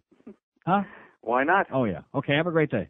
I mean, can't you imagine George Will, this prissy little right-wing fascist with his beady little eyes, and a bad... Yeah, that's our question. Who's got the worst hair on the ABC morning show on Sunday morning? Is it Sam Donaldson with the mousy wig or George Will, which I think it's real, by the way, but God, is it bad? We have an open line in Broward 1 in Dade, 5670560 and pound 560 on the AT&T line. We got the Hank Goldberg show from the Shula Steak 2 at 2 o'clock. We got Boog Shambi briefly at 6. We got the Panther pregame at 7. I'm almost forgetting. We got the big game tonight, baby. Second time in 3 or 4 weeks. Maple Leafs at the Mac Arena tonight. There better not be one empty seat. That place better be rocking. We better hear some real enthusiasm tonight. Go Leafs, go. Who am I going to be rooting for? You guys on that morning show, you better get with the pro. 40 years. How many people in this town have been a sports fan of one team for 40 years? I mean, most of our audience hasn't even been alive for 40 years, but can you imagine being the fan of one team for 41 years it is now, by the way? And I'm going to just drop that loyalty for, like some of these guys drop their pants? No chance. No way, Jose, baby.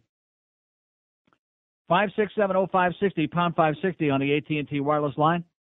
Here's Pembroke Pines. Hello. Hello? Yes, sir. Hey, Neil, how are you? Okay.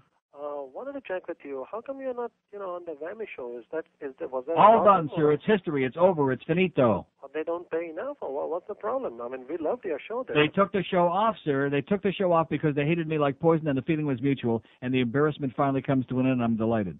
And how about, interviewing Al Goldstein on your show? How about interviewing him about what? Just general, You know what Al Goldstein's always doing? You're looking for glory holes. That's right. He's busy. He's in Amsterdam? He's wherever he is, he's eating. He's too busy to be talking to us. He's eating. Oh, okay. And what's the story with the cigar lady? With the cigar lady? Yeah. Monica Lewinsky, you know, I mean. Okay, we have an open line in Dayton, 2 in Broward. Is it the other way around? 400 open lines everywhere on the board. 5670560 and pound 560 on the AT&T wireless line. Did that guy have anything to say? No. Did I miss something? No. Here's a mobile in Fort Lauderdale as we start coming to a screeching halt here this morning. Hello. Hey, Neil. Yes, sir?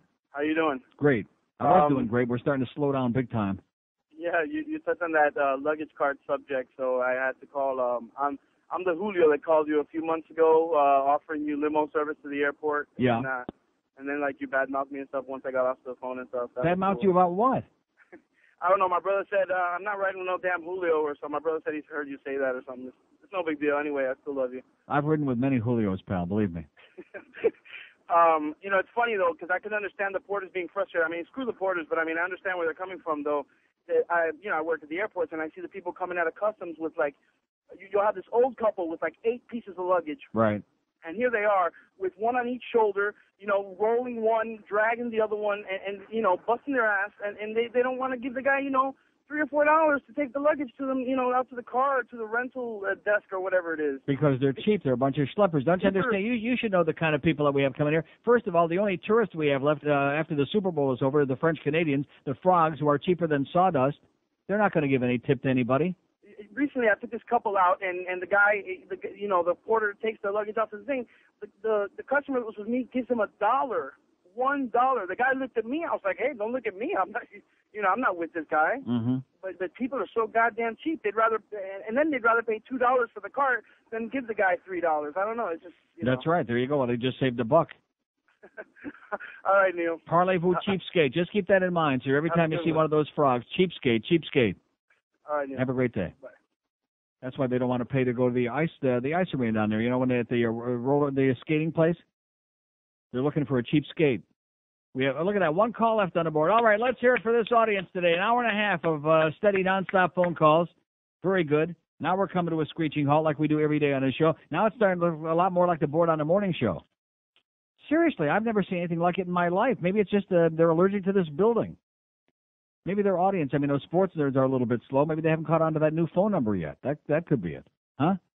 Maybe if Defo would just give that number a little bit more slowly, would kill a lot more good time, and then, then they'd be into another one of their 10-minute commercial breaks. 567-0560. That's our toll-free number for the entire world. We're back on the audio net, back in Fort Myers. Everything is, hunky-dory.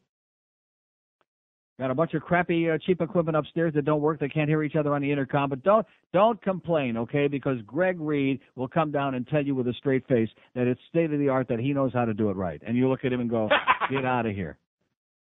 28 after 11 at QAM. Our friends over at Emerald Coast. Let me say it again. They're from Toronto. They're big Maple Leaf fans. I didn't even know that till Brian told me that today. Now I know why I like them so much, besides the fact they feed me for free.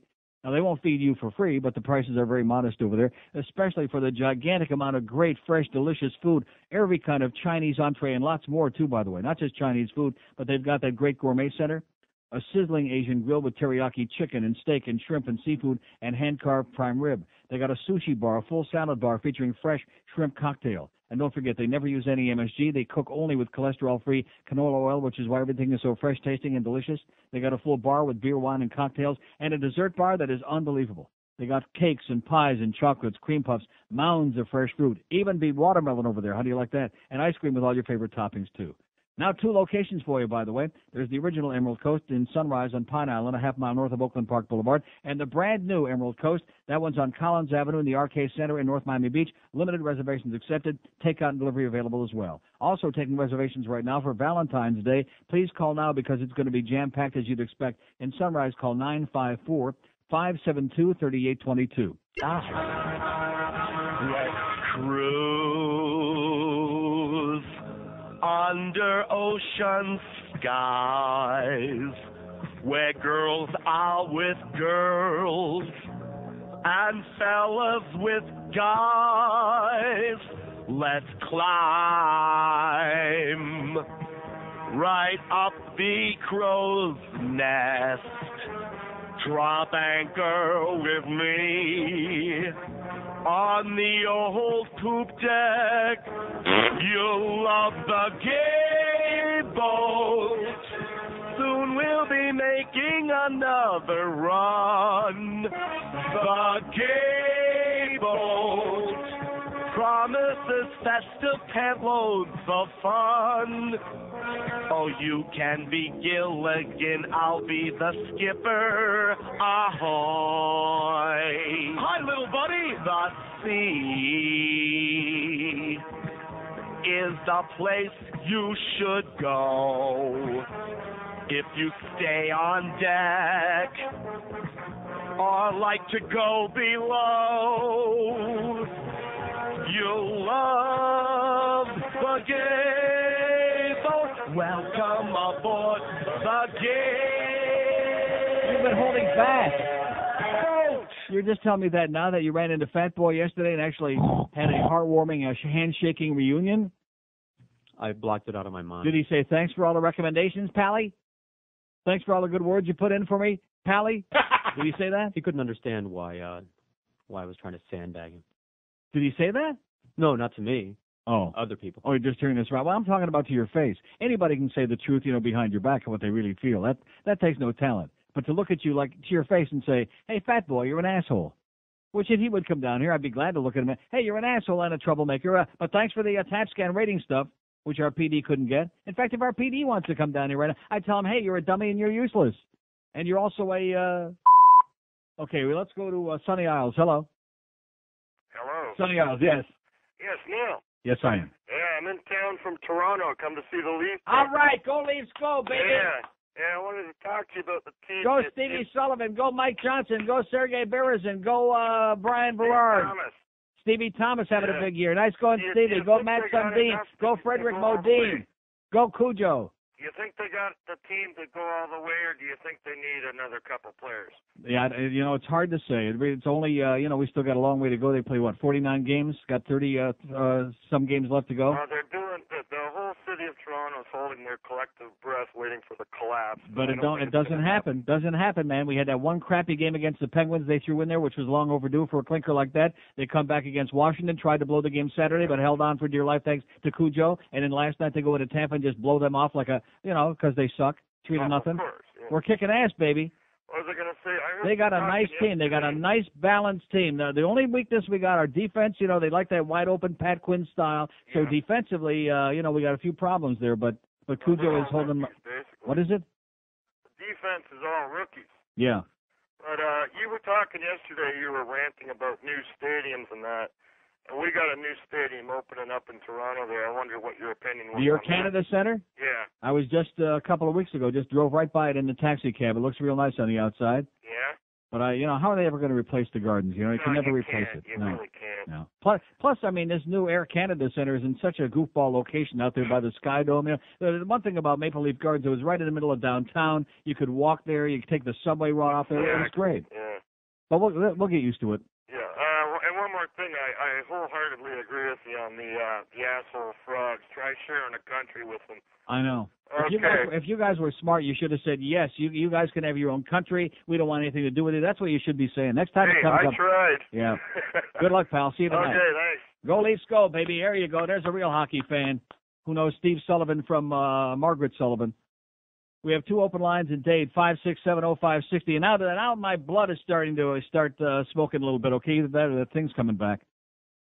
Now the blood is full a little bit now that I talked to like a real Toronto Maple Leaf fan, somebody that really knows about hockey instead of these bozos down here. Most of them would know a hockey puck if you stuck it deep inside their nose or stuck about 4 of them in their rectum. They wouldn't know.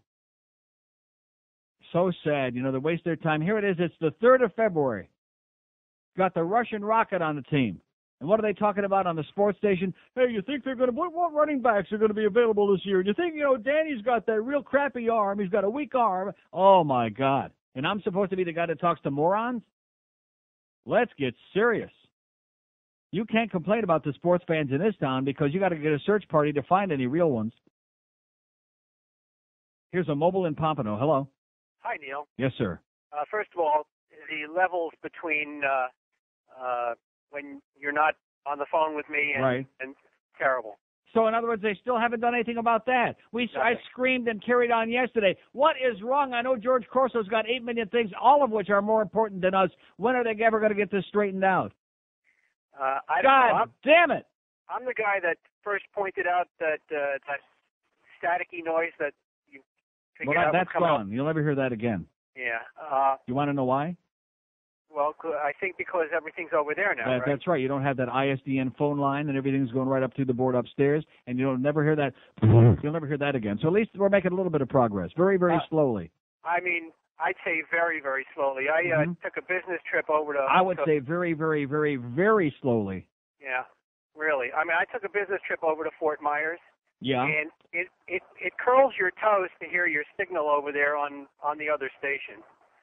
The EQ that comes out, it sounds like you're talking into a tin can. You know, I'm so used to hearing your voice over here coming through the AM over here. Yeah. With like a normal EQ, and you know, you got some timbre to your voice and So everything. in other words, you're saying it sounds like crap. Is that what you're saying on that Fort Myers thing? It's horrible. What's wrong with you people in this company, you cheap-ass bastards, okay? They probably can't afford, like, for an equalized line over there to get it sounding like a real radio show, so they just open up a pot and slap on anything just, cheap. I mean, it sounds like, George, no offense, George, but you sound like the bird over there. Oh, my God. I mean, it's terrible. Wow. George just fell off the chair. He just impaled himself on a ballpoint pen. And not only that, but like when they do the break-ins for commercials and stuff like that. By the way, Hank thought George did a crappy show on Martin Luther King Day, by the way, but I don't want to go into that. Yes? Well, whatever. Behind his back. When they do the cut-ins, you know, when you announce the time and then they flip over to local advertising and Not stuff enough like gambling that. calls, I guess. Yes? You wouldn't believe some of the spots that you hear over there. I mean, yeah, well, you know something. I mean, it's out of my hands. I mean, the people over there are kissing. The ones who enjoy the show, they kiss the ground that they can get it at all, and they get whatever they'll feed them over there. Would you explain to me It's a how bum it for is? company, baby. And in fact, I bet you these people really are French Canadian. I'm serious. I bet you Greg Reed and the Beastie Boys. I bet you they're Canadians. Would you explain to me how it is that they call it QAM over there? Isn't it a separate station with separate call letters? Yeah, over it's there? WWCN, but nobody ever heard of that, and plus they'd have to put their own stuff in there. So they don't care. They own both stations, so they just slap it on. That's how slipshod the whole thing is, you know. I mean, you know, I always heard you talking about that you were over there, and you wonder why you don't get calls and everything over there. It sounds no, you don't know. No, we have plenty of listeners. We don't have a phone line. We don't have a toll-free line for them to call on. We get a few calls, but they have to pay for it themselves and a phone call too. What an embarrassment! Yeah, it really is. And speaking of Hank, what a joke! Yeah. When he put his show on, yeah, they cut him off at 5 o'clock and they put some retard on over there. Well, there you go. I mean, like I said, it's just like a patchwork of whatever crap they want. They open up a pot, then they stick something else on. Whatever they can sell. That's the Beasley effing way, man. Unbelievable. Have a great day. Can I just? Whatever you say. Well, my finger was on it, man. You know, he's a good guy, but he just pushed his luck. And I pushed the button. We have an open line at Date 1 in Broward, 5670560, pound 560 on the AT&T wireless line. I'm glad that I can't hear the what sound in Fort Myers, that thing over there on 770. I'm glad I can't hear. And we get spy reports all the time. People telling us about how they chop us off and they come in the last half of a comedy bit because they've got extra cheap spots, $1 a holler they're selling over there, whatever they're doing. So sad, but so true, because this is what Greg Reed and the Beastie Boys think is really broadcasting. That's what they think it's all about. And we apologize for that, by the way. Even though it's not our responsibility, we apologize for it because they won't. Because they think they know something because they got a lot of money. Which goes to prove to you, boys and girls, it's great to have a lot of money, but that doesn't make you smart, okay? Doesn't make you smart. Just like George says, he'd rather be smart and poor. And believe me, they're working on it. 19 till noon at 560 QM. Speaking of if you're poor, if you maybe smart or not so smart, doesn't make any difference. You probably need some cash. Maybe you'd like to get a first or a second mortgage with interest rates as amazingly bone low as they are right now, or even a debt consolidation loan. Or maybe you need some cash to go to the hockey game tonight, get a loan. I mean, after all, you want to take the family, you'll need a loan. Call our friends at A Atlantic Coast. There is no application fee. There are no hidden charges. There's no third degree, no jerking you around. They're great people to do business with. They can take your application information right over the phone if you want, or they'll come to your home, your office, whatever, and usually get you approved within 24 hours. So if you've had bad credit, crappy credit, or you're just tired of going through all the BS and the third degree with the big banks and lending institutions, do yourself a favor and do business with Mike Hart and Jake at A Atlantic Coast. Get the personal service you want and deserve. In Dade, call 305-944-0733. 944-0733. In Broward and Palm Beach, 954-987-8077. the mall and watching all the Jews walk by. Oi!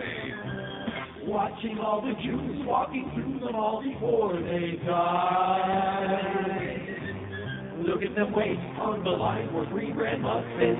Won't be on the floor, then we'll start to fight.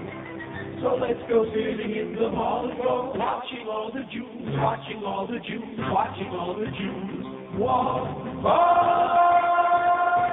It's 11:45 at 560 WQM. My profuse thanks to whoever sent me this incredible, this unbelievable facts from U.S. News and World Report.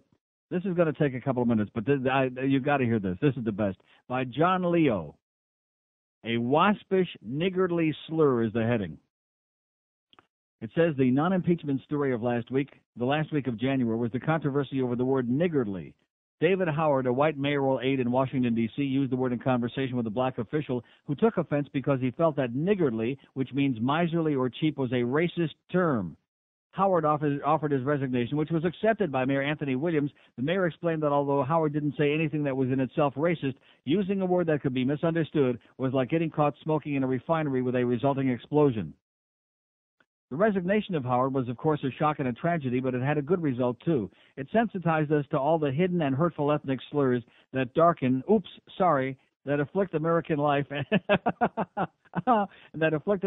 allow the wily perpetrators to get off scot-free or without any punishment at all. That's why in February and March of 1999, America's alert press corps turned up staggering number of coded insults. For example, a fancy dinner in Washington, the British ambassador called the Japanese ambassador a jolly good chap, exactly the kind of sly detection that no one would have noticed before the consciousness-raising Howard case. Luckily, a savvy columnist pointed out that chap is unmistakably close to the insulting word Jap, so the British ambassador was recalled and is now serving as second assistant to the operations director of the Liverpool Sewage Works. A similar verbal crisis arose in Chicago. While presenting a bill to a Jewish patient, a dentist said, "Don't be afraid of chewing down on it." At his 2-day hearing before the city's Human Rights Committee, the dentist lamely kept trying to argue that he was talking about his patient's new filling, not about a bargaining trait often attributed to Jewish people by their detractors. Disguised as art in Manhattan, irate Polish Americans rallied outside the Museum of Modern Art, convincing most fair-minded onlookers that the museum's current show on Jason Pollock was intended as a cunning attempt to revive the demeaning term Polak. Religious controversy exploded in Lincoln, Nebraska, when a diet instructor said to her class, "I think some of you are naturally snackers." Catholics in the group caught on immediately, identifying the apparent innocent remark as a coy version of mackerel snappers. A fair-minded local priest spoke out. Although natural snackers is not literally an anti-Catholic slur, he declared the plain fact is that mentioning natural snackers in the presence of mackerel snappers was like hurling a grenade into a munitions dump. In Cincinnati, the manager of an art theater was fired for showing the old Fred Astaire and Ginger Rogers movie, The Gay Divorcee. The manager pretended to be bewildered, but an astute activist explained that the screening was a subtle homophobic slur, insinuating that any gay or lesbian marriages were bound to end in divorce.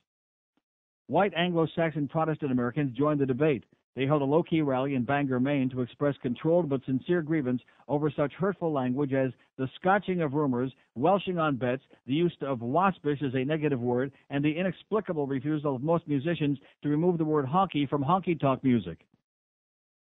The most serious of the covert slurs stirred emotions in Utica, New York.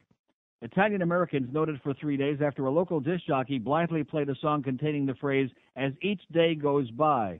"I can't believe they're calling us Dagos again," said Giuseppe Abbondanza, president of the Italian American Alliance Against Hate, Discourtesy, and Ambiguous but Perfectly Actionable Affronts. Labeling the incident just another musical hate crime, he managed to get the slur-prone disc jockey fired. Then Abbondanza rushed off to North Bergen, New Jersey, where other members of his anti-hate group were protesting Burger King's insensitive decision to sell a large burger called the Whopper right in the middle of a proud Italian-American community. Next, they'll be starting a radio station with the call letters WOP, or suggesting that Italian-Americans refresh themselves with a vacation in New Guinea, quipped Abbondanza. By April, every ethnic group in America was in full cry. German Americans wanted the term kraut removed from the word sauerkraut. Asian Americans resented the bigoted word slope in the name of Park Slope, Brooklyn.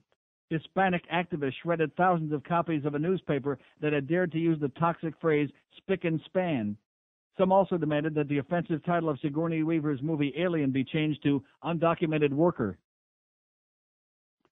But in May, everything began calming down. A columnist who specializes in ethnic bias said, maybe we're finding bigotry where it doesn't actually exist. Shocking at first, this novel idea caught on.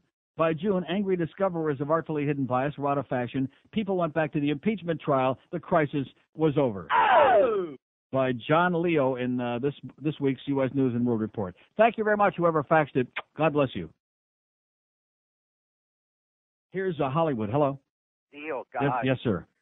I guess there really aren't any real sports fans down here, Neil. I haven't heard anybody call in on this. Well, first of all, have you heard Eugene Robinson is off the hook? Yeah, but then see, they keep talking about that, but that's not the story. I mean, he shouldn't be on the hook in the first place. Nobody cares about that. They just don't get the story. I the know. Story is that here's a hypocrite. Here's the prophet. Here's the Bible quoting award receiving the same morning he gets the award as being a great moral leader, et cetera, and so on, and a great role model. He goes out and he's looking for a blowjob on Biscayne Boulevard. That's the story, and they just don't want to get it. I know, they don't get it. Also, Neil, I don't know if anybody's brought it to your attention or not, but I'm a little disappointed in John Elway. I saw his press conference on ESPN. Yeah. One of them that he had, and I almost fell off my chair. He happened to have mentioned not only AutoNation USA and also Republic Industries as some of his investments, but he also mentioned Neil Wayne. Yeah. And I could not believe it. Why was he talking about his investments? They were badgering him with questions, and he just happened to mention it. As far as his retirement. Well, that's another reason that sports press conferences are a waste of time and are stupid, and that they shouldn't be on here anywhere. Who cares about where John Elway's investments are, and whose business is it? I just wanted to point out to you that it shocked me that he even mentioned Wayne Huizenga, and I would also. Well, maybe he loves Wayne Huizenga. I mean, who knows? Maybe they're dating. I don't know. Just a shameless request if he could play the Wayne is an asshole. Okay, have a great day. Okay, what is he saying about Wayne? He's an asshole. Oh, we know that. 2 open lines in Broward, 5670560. See, but there's a guy that was watching a press conference. I mean, I would grant you John Elway. They just won a Super Bowl again. Now, let me ask you, can you three-peat before you repeat? No. Huh? In fact, I had a fax from Pete Bolger the other day, and he said to me, how many lives have I allegedly ruined? Your Honor, you're calling me the assassin? And I said, 3, Pete. That's right. That I can think of right off the top of my head. Oh, there's that 3-peat. If I hear one more asshole, one more sports nerd say that 3-peat, I'm gonna upchuck all. Oh, I'd rather do due diligence than hear 3-peat. Oh, he's got to come back for the 3-peat. I mean, were sports fans always this dumb? I mean, were they always this stupid in America? God. Here's Deerfield Beach. Hello. Neil, God. Yes, sir. Neil, I was listening to Hank yesterday, and he agrees with you that Eugene Robinson is a hypocrite. Yeah. But somebody called him and told him there's no fags in the NFL, and Cordell Stewart picked up a male prostitute and tried to keep it undercover. Said who? Who said? Where'd you read that? No, Hank said it yesterday. Hank said it yesterday that Cordell Stewart picked up a male prostitute? And tried to keep it undercover. What time did he say this? He got caught yesterday. What time did Hank say this? Around 3. Yeah, around 3 o'clock? Yeah. Okay, we'll check the tape. Likely story. Okay, we have an open line at date, 5670560, pound 560 on the AT&T Wireless Church. Is that what I said? The Wireless Church? There's no fact in the NFL? Oh, we know that. That Dave Kopay, he was just the odd man out, so to speak. He was just a troublemaker. All those stories about the Redskins, about the great teams that they used to have that were mostly a bunch of fags. The team that showers together. Anybody with a brain that wants to be honest, we know about the team that showers together. That's a gay club, you moron. We have an open line at date, 5670560, pound 560 on the AT&T. Thank God, I'll tell you one thing, as a real hockey fan, thank God that there's... Hey, girls, are you tired of your drab or something? Nipples. Thank God that there's no fact in the NHL. Well, I'll tell you one thing, man, I'm slipping. The old man is really slipping. Open line and date, 5670560 and pound 560 on the AT&T Wireless line. Just ask Adam Oates. He'll tell you there's no fags in the NHL. He'll be the first one to tell you. Here's a lady in Kendall. Hello. Neil? Yes, ma'am. Hi. I'm calling you on my Maple Leaf phone that I got at Maple Leaf Garden. And I'm wearing my jersey tonight, and it gets better. I'm going to the game next Wednesday up there at the Real Garden. Now, who they playing next Wednesday? Not the Panthers, is it? No, the Canes. But that was. Oh, they're like playing the Carolina Hurricanes next yeah, Wednesday? Yeah, it's the second to the last game. Right.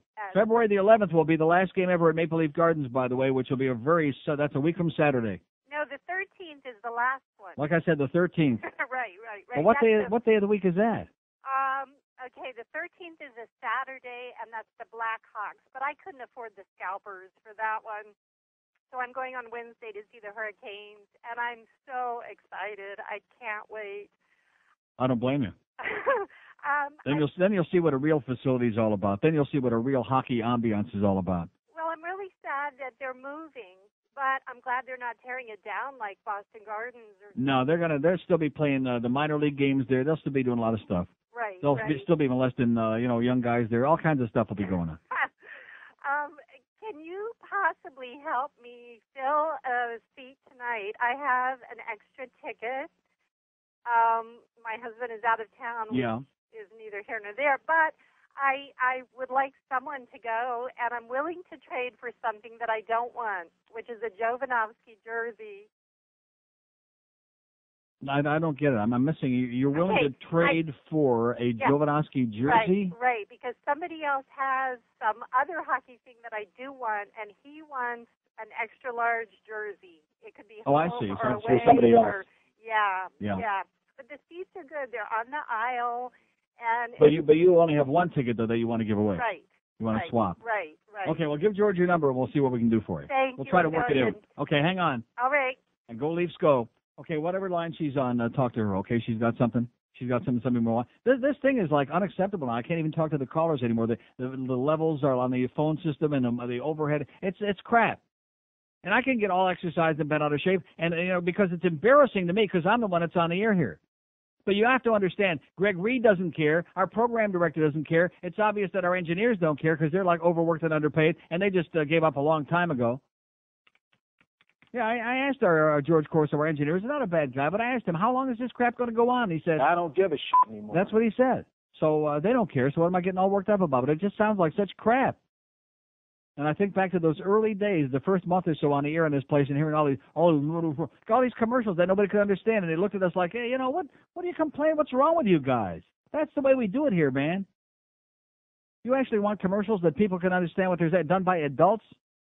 Lenny Martez is our production guy. He's going to be doing all the spots and other guys that can't speak.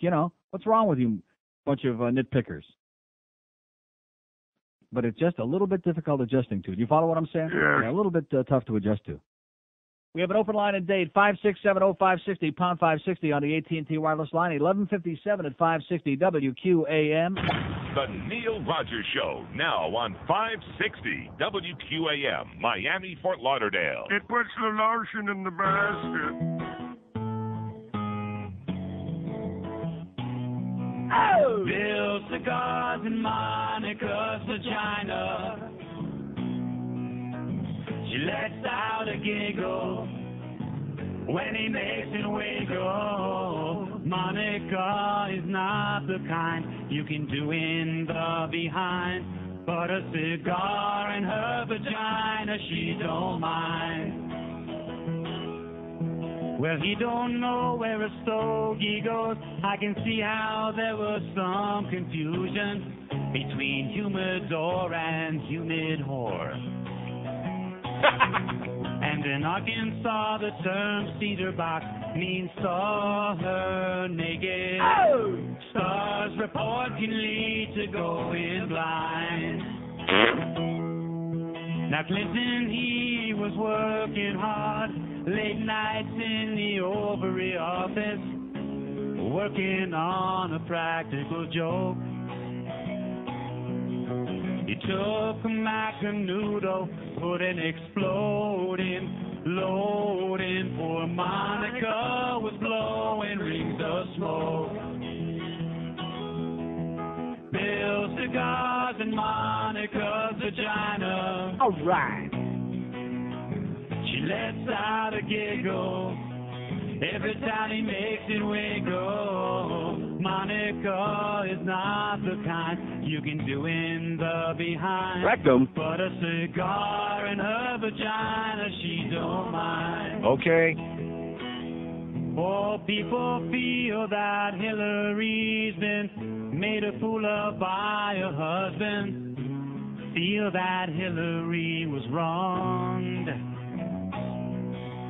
Up in the Lincoln bedroom, she was moaning, moaning. Al Gore was doing her with Bill's old bong. Oh!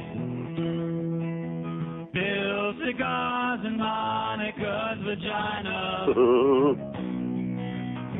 She lets out a giggle every friggin' time he makes it wiggle. Monica is not the kind you can do in the behind, but a cigar in her vagina she don't mind. Oh, Candy is dandy, yeah, Dutch master is faster. Oh, yeah. What you gotta do is take a Tipperillo and put it in a grill. Oh, yeah, yeah. Okay. Yeah. Oh, now a cigar and oh, yeah.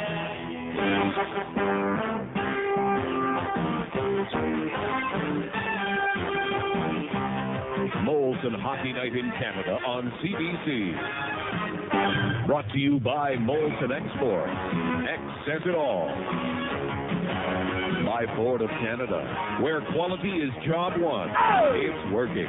By Imperial Oil and Esso Associates, proud to be one of the leading sponsors of youth hockey in Canada. And by Pepsi. Gotta have it.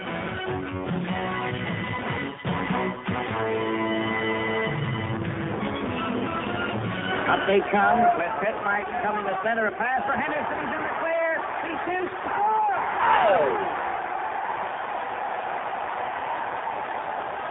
Okay, just get ready for tonight's big game, boys and girls. 12:05 at 560 WQN with Goosebumps. You see that? See that goose?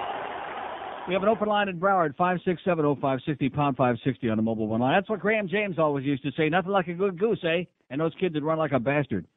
Here's Fort Lauderdale. Hello. Yeah, hi, Neil. Yes, sir. Yeah, I'm calling about how good that fax was. Wasn't that great? Yeah, that was excellent. It was beautiful. You know, I'm amazed that I'm glad the people from the Herald didn't have to reprint that, or else we'd never be able to read it. Exactly. And the amazing thing is, I was lucky enough to be educated in Toronto. Really? And I moved down here in '76. Yeah. And I went to school my last year, my senior year, in Cooper City High School. And I'll tell you what, the literacy level in there was way down. Right. Because it just was shocking. Well, the Canadians are only about, 100 years ahead of us? Too bad that loony ain't worth a crap, but nevertheless, they're only about 300 years ahead of us, like I said.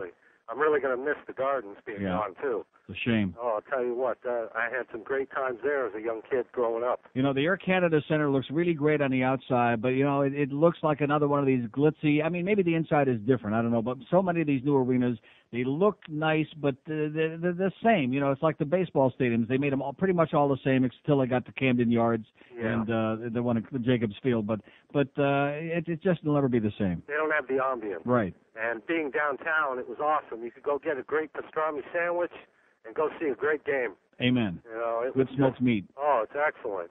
I remember you had a dating show about 14 years ago. Right. At late at night. Yeah. They used to talk to my mom, Dr. Gale. Uh-huh. And she used to be on the phone with you all the time, late at night. And you had a picture taken of her, and it was in the paper, and the whole bit. And you had that dating show. Right. And okay, pal.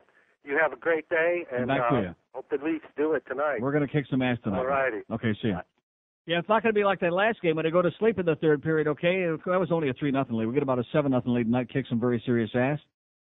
We have an open line at day one of Brian. I'm sorry, I apologize to all those you people who think I should be some kind of a turncoat and start rooting against the team I've been a fan of for 40 years. But you know what? Too frickin' bad. 5670560, pound 560 on a mobile one line. Here's a mobile in Sunrise. Hello. How you doing, Neil? Great. Neil, I went to lunch today at Wendy's, and guess what you see on what I saw on the tray? Wendy's salutes African American history. To learn more about the rich culture and the experience of Black Africans. Now, was this sponsored by Dave Thomas or Isaiah Thomas? I think it was Isaiah Thomas. Yeah, or Frank Thomas. To learn more about the rich experiences of Black African Americans, we recommend the following books: the Black 100. I have a dream. The Black African Achievements, and my favorite one, Neil. Yeah. African Americans Answer Book. Oh man. Okay, I'll rush right out and get them. Thank you, sir. Okay, I'm going to go to Wendy's. I'm going to go through the drive-thru, and then I'll stop at the library and pick up on all of those, okay? There is no such thing as an African American. Let me say it again. Have you ever heard of an African Canadian? No. No. An African Dutchman? No. No. An African Italian? No. There is no such thing as an African American. Stop saying it. Stop referring to yourselves as it. You're being brainwashed. You're being used again. You're being categorized. You're being manipulated. And while you're getting rid of that, get rid of that Shufro and all that crap too. And Shufro and Keyshawn, get rid of those. That'd be a good start. And then maybe we can all get long. Here's Coral Springs. Hello. Yeah, hi. Yes, sir.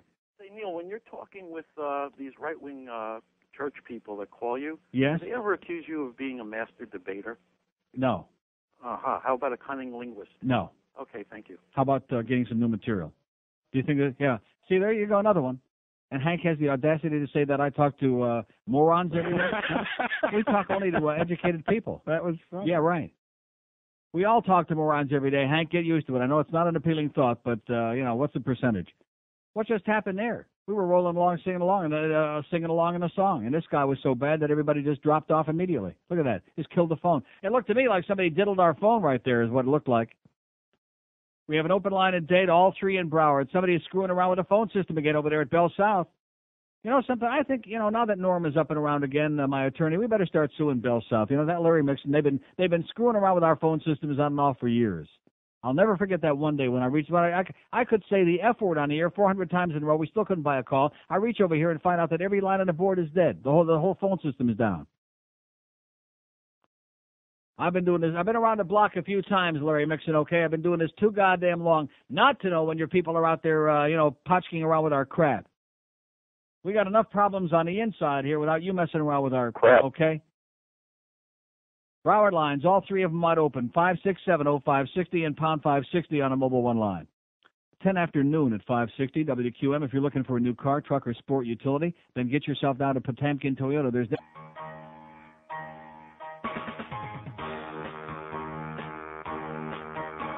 banana picking Julios who thrive on anarchy are building an arena for the Miami Heat.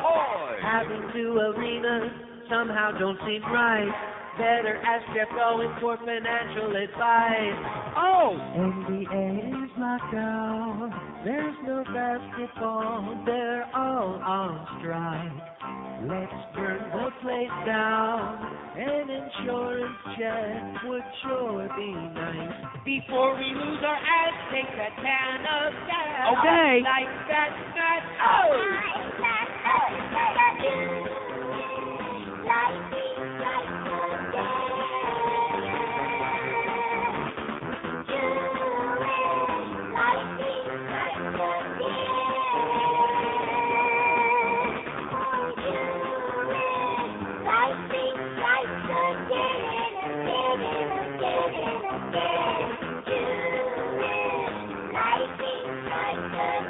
somebody like that, Luke Christie. I'll send that 1214 at 560 WQAM. Don't forget, we got the Panthers and the Toronto Maple Leafs. 7:30 tonight. Pregame show at 7 o'clock with the Geldon one. Here's Miami. Hello. Neil, God. Yes, sir. Speaking. How are you? Great. Listen, Neil, basically, all I really wanted to get across to you was the fact that, Yes. Well, actually, two things. Since they mentioned that African-American thing, yeah.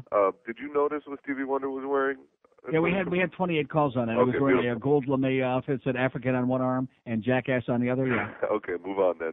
Well, he can't see it anyway, so don't blame him. Exactly. Well, hey. He's just being used and manipulated again by the evil forces of darkness. Oh, sorry. Listen, did you hear anything? I wasn't able to listen to your show yesterday, unfortunately, but... If my left ear would open up, I could hear something. Did you hear anything about that the Atlanta Falcon player that was urinating on the sideline during the Yeah, Super we Bowl? had several calls on that, too. They said he was leaking out the window. I mean, taking a leak under the Gatorade. Yeah, Now, let me, It's interesting because once we start talking about that, people mentioned that during one of the Jets games, they actually showed guys who were taking a leak. They were like covering them up with, trying to.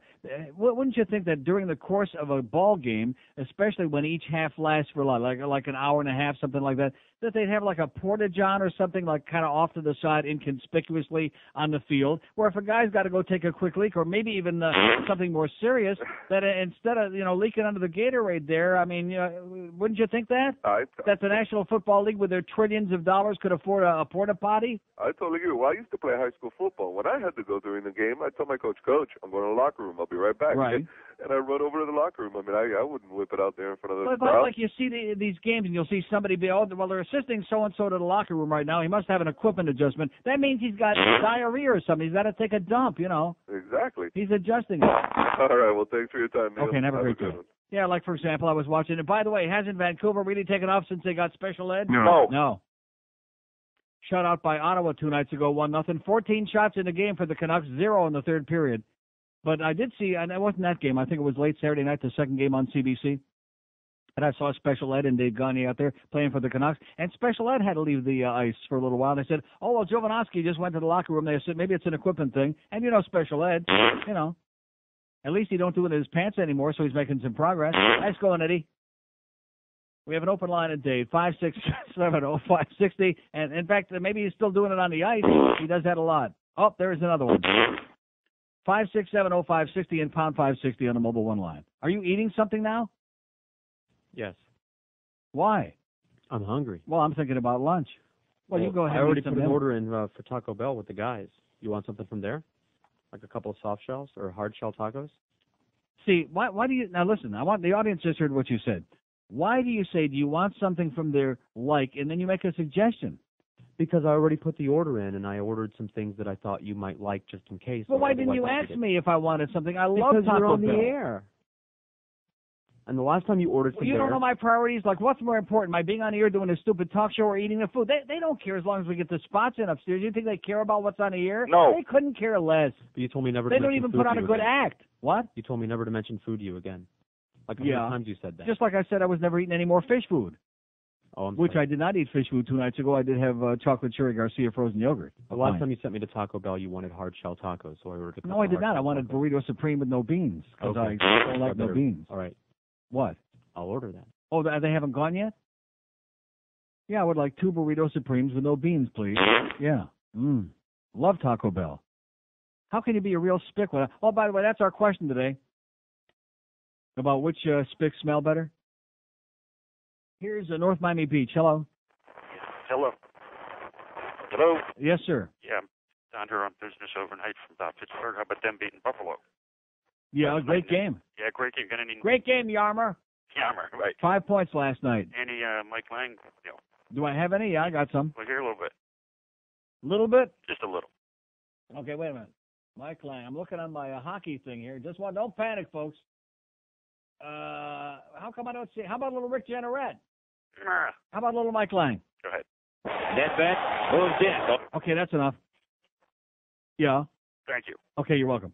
Okay, there's Right side, Daniel. Get out of here, Mike. Stop it. Yeah, he was all whipped up last night, except for the fact that damn, what's his name, Paul Steigerwald, don't shut up. Bop, bop, bop, bop, bop. There's nothing worse than those color guys in the hockey games that just never show up. That's why my buddy Harry Neal with the Leafs is so great. You're the best, Harry. Make no mistake about that. And I'll guarantee you one thing, he don't talk over Joe Bowen or Bob Cole because they'd elbow his ass out of the booth anyway. But nice going, Harry. You're the best. I just mentioned this because these guys are in town today, which I get very excited just at the prospect of that. 2 open lines in Dade, 5670560 and pound 560 on the mobile one line. See, as soon as you start infusing a little bit of hockey talk, then you watch all the lines drop off. They don't know from that. But you know something? When the Leafs are in town, I don't care. You'll have to humor me. When we got a little twerpy guy on our morning show who is starting to read stats out of the newspaper, read the standings out of the paper, and then later starts ripping the newspaper because they got it wrong, well, how come he doesn't know that the Leafs have 61 points, not 54, and Ottawa's got 60 points and not 58? And how come he doesn't know never trust the Sun Sentinel or the Herald? They're both full of crap. Our little hockey expert, our little twerp in the morning. Unbelievable, trying to cover his ass. Here's a mobile in Aventura. Hello. Hello. Yes, sir. Is this Neil? Yeah, sounds like me. Okay. Hey, Neil, I just wanted to ask you what they should call the new African American Cultural Center, since that's not. How about the black place? The black place? Right. The black joint. And also, I just want to comment on that Atlanta Falcons football player. I think he should have been arrested for stupidity because everybody knows that those. But he doesn't live here. Don't you understand? He don't live here. Yeah, but everybody knows that those prostitutes don't have teeth. Yeah, good point. Okay, thank you. They don't want to get it, do they? They just don't get it. They don't care about that. They don't care that here's a man who received an award on the same morning. On the same morning. Yeah, that would be like the Pope going through all of that ceremony there in St. Louis and then being caught doing an altar boy like a half an hour later, you know, right out there in public, trying to pick up a hustler in the streets of St. Louis. I mean, I'm sorry, but it just, there's just a little element of hypocrisy in there that these people don't seem to get. We have an open line in Broward, 5670560, pound 560 on the mobile one line. Clark in on the right wing, makes a nice move to. Okay, stop it, Joe. Cut it out. That Joe Bowen, man, loves this show. He's obsessed. Here's Hallandale. Hello. Oh, Neil? Yes, sir. Yes, Bushmaster, baby. Okay. Yeah, yesterday you were putting down the Rascal House. Yeah. And I think it's one of the best restaurants.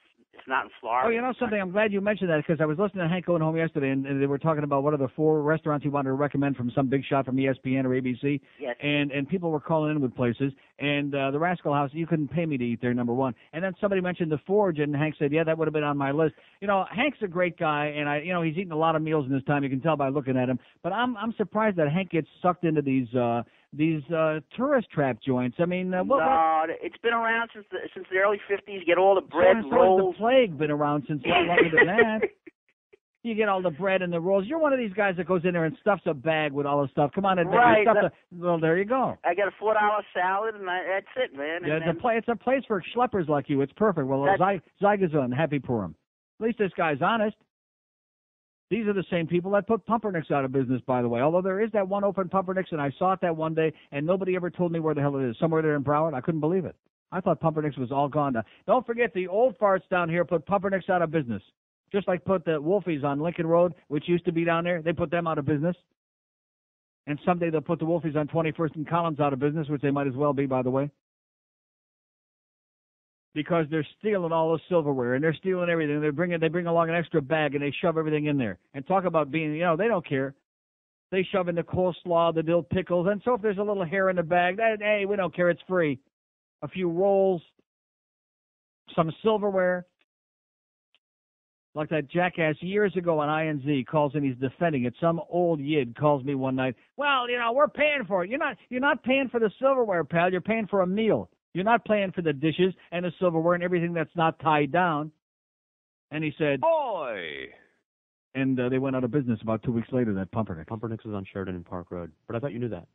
No, I did not. I said that I passed one a few weeks ago. That's where we went to eat with Bob and Cheryl. No, it is not. Sure it is. That was Wolfies. Well, that's where it is now. Oh, that Wolfies is now a Pumperniks? Yes. But this is not that one. I know that place. There is another Pumperniks in Broward. I think it's on 441 around Broward Boulevard, somewhere in that area. And of course they got 441. Is this done here out, by the way? Because I never check the 441 stuff. No. No. And also if you go 441 like north of Broward Boulevard. Or no, south of Broward Boulevard, between 595 and Broward Boulevard, that 441 is all torn up in there, too. I mean, this stuff, the construction goes on here. It's like eternal. You want to live for an eternity? You can't do that. But you want construction for an eternity? Come to South Florida. Between Oakland and Commercial on 441. Oakland and Commercial on 441, there is a Pumperniks. Let's hear it. They're making a comeback. Oh! Let's hope the old farts don't put them out of business again, because actually they're pretty good. I like Pumperniks. In fact, to be honest with you, if I have to choose between them and those, that place and the old Rascals, maybe it isn't just the food at the Rascal House might be okay, but I can't get by the ambiance. I can't get by the clientele. Oh, you know what I'm talking about? I think I can't get by the clientele because I'm not from New York. Sonny, that should be your worst problem. I mean, just stop and think of it. I went in there just that one night, because the audience was egging me on. You got to go in there and try it. Go in there that one night. And this obnoxious, stereotypical waitress, she spills a glass of orange juice all over this poor kid's pants. He's dressed real nice, college-looking kid, you know, nice pair of dress pants on. Spills it all over the place, and the orange juice is pouring off the table onto his pantaloons, and she doesn't make an effort to grab a towel. She looks at him, Sonny, that should be your worst problem. And she leisurely goes over like to get a towel somewhere, and, by the time she gets back, he's wearing like 2 gallons of orange juice in his pants. Crazy bitch. Now, that was only one experience, so if that happened, and then they sat a guy next to me, by the way, who came in with like a T-shirt on, a real smarmy-looking guy, with a T-shirt with the sleeves like rolled up. Not cut off, but like rolled up, and with tattoos all over the place. Yes! So somehow I had less than an appetizing experience with the grotesque rascals that time. Maybe that kind of colored my view on it. Oh, I should have said that. Maybe that tainted my view. 26 past noon at 560. Neil? God? This is a test of the Spanish emergency broadcasting system. This is only a test.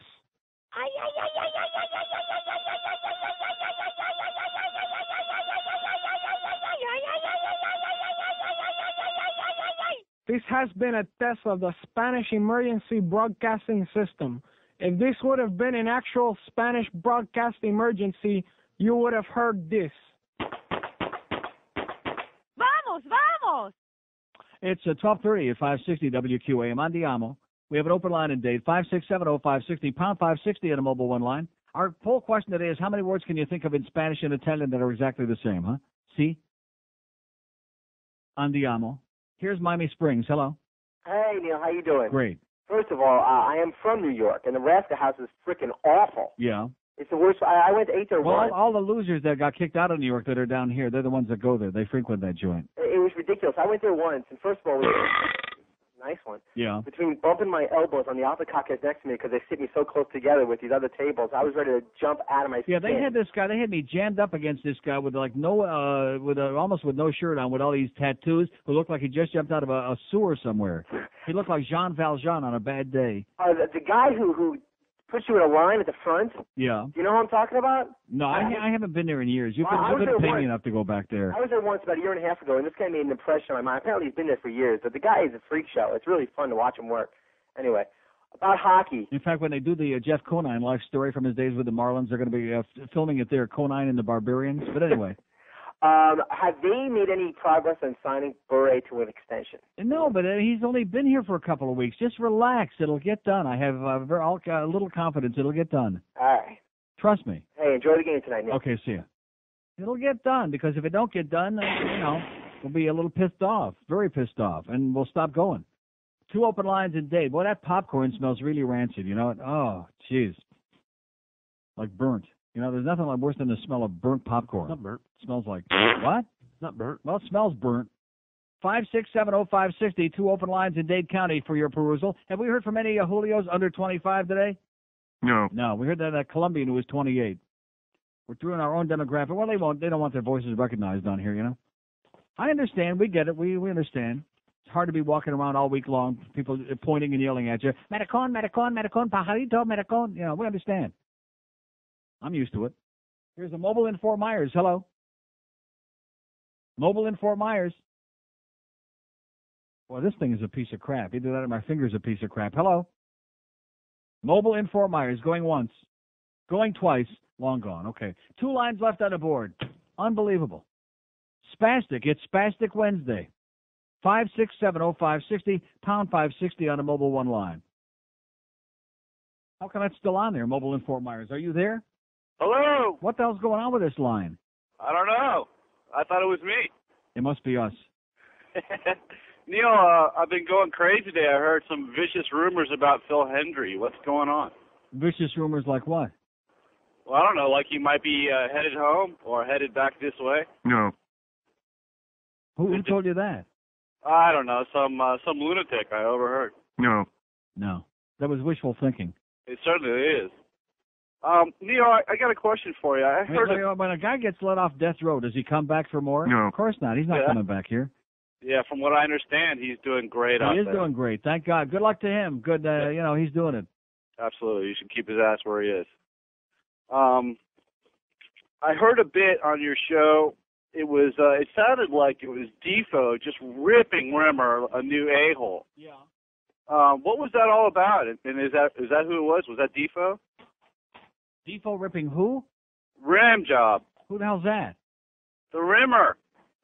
I have no problem with Defo, but Defo is somewhat intimidated, and it's like Laws or Peter. Wait a minute. Intimidated by what, Jeff? What do you have that I'm intimidated by? Well, I don't know. You kind of turn red when I come in the studio. Why would I turn red when you come in here? Just because I'm looking at a guy that's trying to worm his way onto this show. I'm not worming my way on. I don't want your What are job. you talking about? You know what? This goes back. Let's clear the air right now, Jeff Rimmer. Yeah, back at the Isle of Dreams former radio station, when you came on the air on Neil Rogers' show and trashed virtually everybody that worked at the station, I got the feeling that you were sending a message to Neil and trying to work your way around going through conventional systems about getting a job on the air, that you were saying that I was sandbagging your chances of getting on the radio. Absolutely. And that's what I kept hearing from people that knew you personally, and instead of saying it to me, you're running around saying, oh, well, this DeForest is the reason I'm not getting a job. No, that's not true. That's not true. But anyway, I want to move on. Wait, you're just going to move on? Move on. You're saying I'm jealous of what you're doing? No, and I'm not saying Well, what is that, Jeff? You come on our show and say that? No,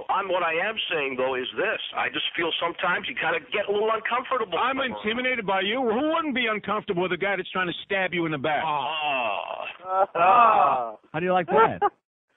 Rimmer used to be a goalie because he sidestepped so well. Yeah. That was beautiful. I haven't heard from him in weeks. Since I talked about what a crappy job he did the night after that first Pavel Brewery game in a Panther uniform, I haven't heard from him in weeks. He's licking his wounds again. Speaking of which, Pavel's going to give it to you tonight, buddy. Okay, hold your breath.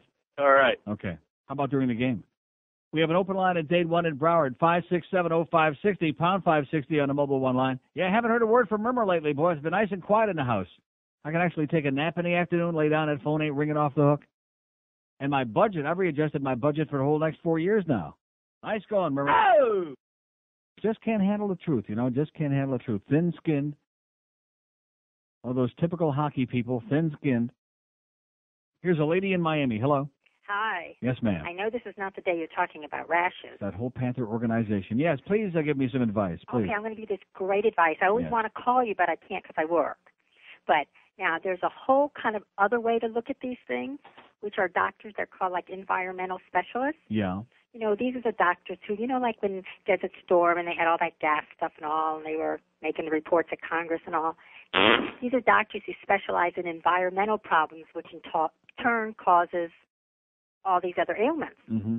And there's a really, really great one. I mean, he saved my life. Yeah. And he's in Plantation even. Really? And there's very few around. And when you go, you have to, set aside, they tell you, about 3 hours just to be with him. For what? For, he just... Were you having sex with him? I don't think you'd want to. No. Even you, no, I don't think so. I doubt it. But, he just, gives you all this time, and he finds out, your whole medical history. And they just look at allergies in a whole different way than anybody else does. So he's an allergy guy. He's an allergy guy, but they have a subspecialty, which is called environmental medicine. Subspecialty? I think that's what George just ordered. Yeah. Right, and it's called environmental medicine. Oh. And they say you do get allergies, you do get all these things, but not the way the normal medical. Well, I'll tell you what. Give George his name or number or something, because next Monday I'm going back to my dermatologist again, because the rash part of it seems to be going away pretty good, day by day, every day, a little bit better, but it doesn't completely go away. But the hot face and the skin and that, rash is only a symptom of some problem. A rash is not an illness in itself. Right. So if you've got some kind of a fungal infection or you need to be taking antibiotics, and unfortunately, I can't find a doctor who deals with this in enough time to do anything about it. Well, so in the meantime, I'm smearing creams on and hoping for the best. He's close, and I really think you'd like him. Okay, hang on. Thank you. Okay. Okay, take that and don't lose it. Okay, if he's in Plantation, I might even go. And maybe he won't say to me, "Well, you don't need me. Have a nice life." But I'm still foaming at the mouth about that. The more I think about it. Oh yeah, that's interesting. That could be anything. Well, okay, give me an idea. Well, that could be anything. Don't worry about it. Well, what does that mean? That could be anything. What kind of a line is that? For someone whose health I place in his hands. That could be a lot of things. Yeah. We have an open line at Dade, 5670560 and pound 560 on the mobile one line. Here's Fort Lauderdale. Hello. Yo, Neil. Yes, sir. Hey, don't know from rashes, but I've had jock itch once or twice. Yeah, me too. I can't help you there. I just wanted to call and pass along a good Christian story to you. A member of the the Reverend Kennedy's flock, who happens to be one of my neighbors. I've been observing her for a few years now, and this lady's got quite the scam going. She goes around proselytizing all the time, which bores people no end. But what she does is she befriends the most decrepit of the decrepit at the church. Yeah. And she takes them in and takes care of them. And they don't usually last much more than about 6 months. And inevitably, she ends up in the will. And I mean, she filled her yard up with Winnebagos. She inherited a condominium. Bragged about all the stocks and bonds she's gotten. So she's got a real good Christian scam going there. All right. Excellent. Thanks for the good news. Maybe she's leaving her half to Dr. Kennedy. I doubt it seriously. I don't know. You never know. You might get 10%. Yeah. Okay. Thanks for the good news. Okay, we have an open line in Broward 2 and Dade, 5670560, pound 560 on the mobile one line, 21 till 1 at QAM. Hey, the guy that you have talking on your sports department, I heard him the other day talking about the illegals that they're getting now to play the game. And, you know, it's very clear that he's talking about the Cuban illegals, okay? And I want to tell you that's very shitty for someone to talk that way about illegals because, you know, him himself is not a native here. He's not an American Indian. Everybody here has been an illegal sometime or the other, okay? And I don't like anybody talking like that about Cuban people, okay? Because, you know, he talks about like that about Cuban people. How about his nationality? He's a piece of shit, okay? There's nothing but rob to fear the poor people. That's how you know, that's the American fucking way. So don't talk about Cuban people that way. Bunch of assholes, you guys. While spending the remainder of your golden years in the land of death, the one thing you have to depend on is your car. With Jew Canoe theft on the rise, the people who brought you a big black guy named Ben car alarm now bring you an old Jewish guy named Isaac. Get away from my automobile, you big MF. Remember when we used to boost them back at Caribbean? Yeah. We ought to get a bundle for this, baby. The white ones are cooler. Get away from my automobile, you big MF. What the hell was that? I object seriously. Profanity like that. Slow down, I think somebody's coming. Get away from my automobile, you big MF. Get away from my automobile, you big MF. Whenever some bastard tries to steal my car, I feel safer with an old Jewish guy named Isaac. Get away from my automobile, you big MF. Get your old Jewish guy named Isaac car alarm now and receive a free flower antenna. Get away from my automobile, you big MF. An old Jewish guy named Isaac car alarm. Now available at all their stores. 12:45 at 560 WQM. So finally, this thing which I mentioned about, almost 3 hours ago? Papal plea stirs death penalty furor. Don't mix religion and politics. Finally, somebody in this country's got the balls to stand up to this silly old man in a dress. Bill Thompson, who writes in the Fort Worth Star-Telegram, which is reprinted in the Herald this morning, and the one that's underneath it to that. It says, when John F. Kennedy ran for president way back in 1960, one of the biggest obstacles he faced was his religion. He was a Roman Catholic, and no Catholic had ever been elected president of the U.S. At one point during his campaign for the Democratic nomination, Kennedy decided that he needed to address the religious issue, and he did so by pledging that if elected, he would owe his allegiance to the Constitution and the American people, not to the Catholic Church and the Pope. The voters took Kennedy at his word. He went on to win the White House in a close election over Richard Nixon. Kennedy's religion was never an issue during his presidency. He adhered to his promise that the church would not be allowed to meddle in the secular business of America. So if a Catholic president elected nearly 40 years ago took no marching orders from the Pope, why is the Baptist governor of Missouri giving the pontiff veto power over capital punishment? During a visit to St. Louis last week, Pope John Paul II urged Missouri Governor Mel Carnahan to spare the life of triple murderer who was scheduled for execution in February. Carnahan complied, commuting the killer's death sentence to life in prison without possibility of parole. The Pope had preached against capital punishment Wednesday during a public mass at the Trans World Dome in St. Louis, and he later made a personal request to Carnahan to spare Mises' life. Mises' execution date had been postponed from Wednesday to February 10th, apparently to avoid putting him to death while the Pope was in Missouri, while he was in Missouri. Other than the Pope's plea for mercy, there was no reason for Carnahan to commute Meese's death sentence. There was no question that Meese was guilty. Meese partisans weren't even claiming that he'd undergone a spectacular death row religious conversion in the manner of the late Carla Faye Tucker. Remember Tucker, the Texas pickaxe killer? The Pope wanted Governor George W. Bush to rescue her from the lethal needle, but Bush adhered to a ruling by the State Board of Pardons and Paroles which permitted Tucker to receive the earthly justice she deserved. Bush evidently has a better understanding than Carnahan of the distinction between religion and government. No president or governor, nor no official at any level of government in America should make decisions based on the desires or dictates of any church. That is the law of the land. Oh! Great on the op-ed page in the Herald this morning.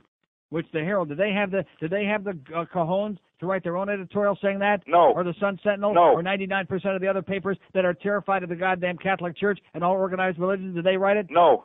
Bet your sweet ass they didn't. Nice going, Bill.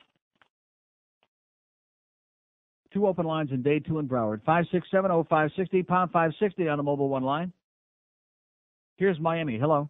Neil, how you doing? Okay, sir. I feel very niggardly today. How you doing? Okay. In any case, you were talking about that word earlier. I work for a very niggardly company. You were talking about that word earlier, and the funniest thing out of all that is not that the guy was offended or not, is that the guy didn't understand what the word meant. Mm-hmm. Pick up a dictionary, figure it out. Then but I or maybe he was just playing stupid because he was looking for this guy's job, as we later found out. Neil, all these and he figured that he would be appealing to a bunch of very stupid people because it's not a question of being thin-skinned or not. It's a question. All these people that you were talking about, with that article that you read with the Italian Americans. That was great. Yeah, it was very good. And there's one word to describe all those people: opportunists. Mm-hmm. That's what they are. And it's all about power. These people, I seriously doubt, were offended.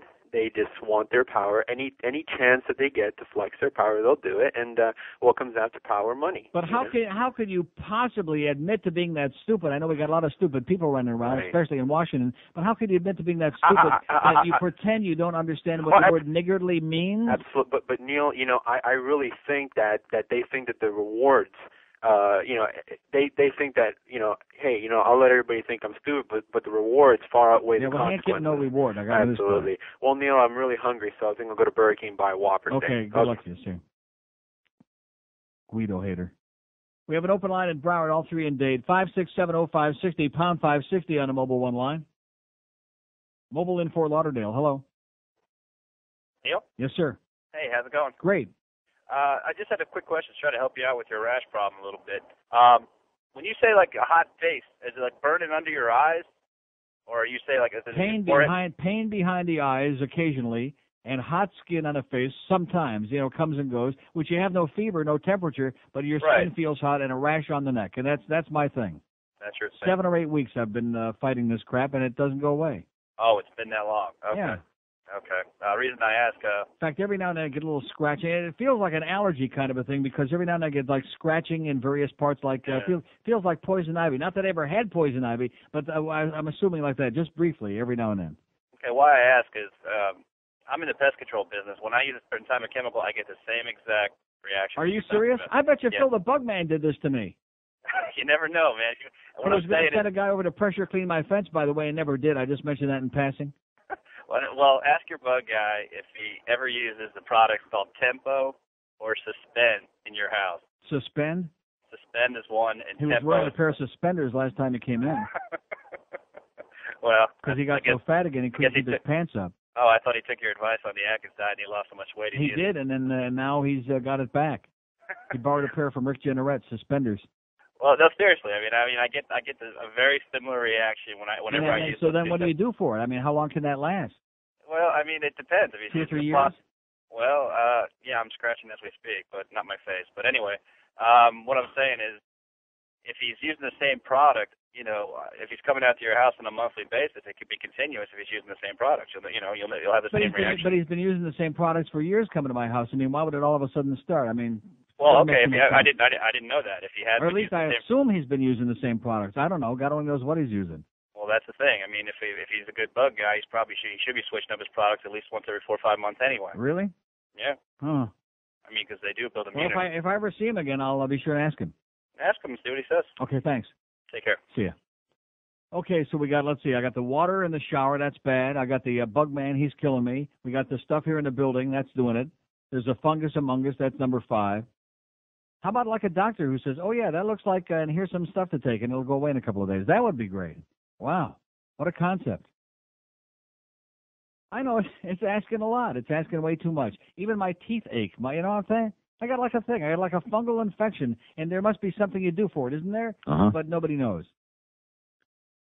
And, of course, when you work in this building, when you work in radio in this market, and you work in an unsafe and unclean, unhealthy building, in a sick building, and everybody's getting sick, and they got a raw throat, and they're like, and their eyes are watery, and they have all this crap going on. And the people you work for, do they care? Of course they don't care. Like Bob Green said, it's not financially expedient for us at this time to be dealing with this. So just go back in there, stay sick, and croak. 2 open lines in Dade, 5670560, pound 560 on a mobile 1 line. Here's a mobile in the Gables. Hello. Hello, Neil. Yes, sir. How you doing? Listen, reference you're talking about the Pope. You always talk about Templeton's book, Farewell to God. I wanted to recommend an excellent book about the whole priest and the celibacy problem. It's a book by Richard Sipe. It's called Priest, Sex, and Power, Anatomy of a Crisis. Yeah. And it's the Is that a new book? It's been out about 5 to 10 years. But it's the definitive book that, shows the whole fallacy about the secrets and the lies and everything like that. What's the last name of the author? Sipe, S-I-P-E, Richard Sipe. He's, I think he's a professor up at Johns Hopkins. Okay. And a lot of this is based on his case studies with priests, ex-priests, et cetera, et cetera. And by the way, there are altar girls in the Roman Catholic Church. There are? Yes, there are. And who takes care of them? I don't think the straight ones do. They usually get married. Okay. Okay. Thanks for the good news. All right, bye-bye. See ya. What? I never saw an altar girl all my years going to Catholic church. You never saw an altar girl? No. Well, maybe your priest didn't want no girls around, okay? I would have skipped church a lot less if there wasn't. Maybe your priest kept saying every time they saw one of the altar boys with a date, they kept saying, what a waste. 2 open lines in Dade, 5670560, pound 560. I mean, the whole thing, every part of it, from all the tchotchkes and the rosary beads and the little statues and which of course, in the Bible, Jesus told you you're not supposed to worship all these idols and statues, graven images, yeah. But all of it, and then the confessional, and every aspect of it is so ludicrous. And yet, just like a bunch of sheep, you people go and you parade out there and you put the money in their plate and you support this corrupt horse crap. Man. And a man in a dress comes over here, schlepping over here on Alitalia, eating his Chateaubriand, taking a good, and a gold-lined turlet. Man, oh man, and you're listening on interfering in the affairs of this country, and we say, oh yeah, whatever you say. Oh, well, great. And like I told you before, Bubba's sitting over there, and as much as I like Bubba, make no mistake about it, the only thing that he and the Pope have got in common is their love of oral sex. The President of the United States receiving it and the Pope giving it. In fact, it wouldn't surprise me if that might have been part of the conversation going on up there.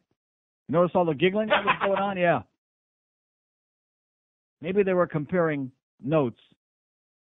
Here's Miami. Hello. Hey, Neil, how you doing? Okay, sir. Hey, about that, the comment, the Niggardly thing, have you seen what song has been the top song in the Billboard for the past, 3 or 4 weeks running? No. It's called My Niggas. It's by a band called Oh, TMX. my God. And that's the most popular song in the country. My Get 1 Niggers? minute, My Niggas. And as a matter of fact, there's another song coming out called Southside Niggers. Boy! Yeah, and one man is being crucified for using a derivation of the word. So I don't know. It's not a derivation of the word. It has nothing to do. It's not even spelled with an E. It's spelled with an A. Niggard. Niggard. Niggard. Niggard. Have a great day, pal. A derivation of the word? It's not a derivation of the word. Niggard means miserly, cheap, period. And a niggard is someone who is niggardly. See the sound thing? It's like that Shirley, what's her name, with the name game, Ellis. Let's play that name game again, okay? If it sounds like a nigger, it must be it's niggardly. Don't you get it? Don't you understand? No. Boy. 4 minutes till 1 at 560. The Neil Rogers Show, now on 560 WQAM, Miami, Fort Lauderdale. It's the 1 to 2 hour.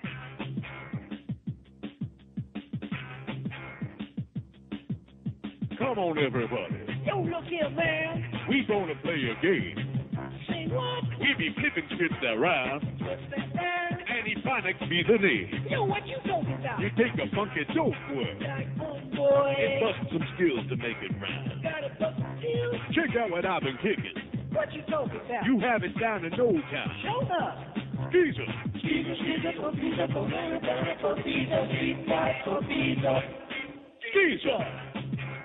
Let me do homie.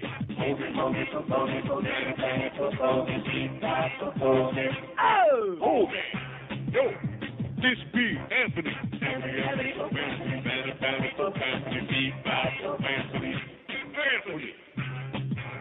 Who that hoe?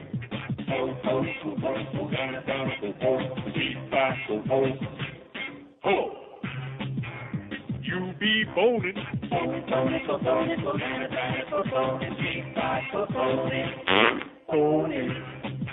Now try your luck with Buck.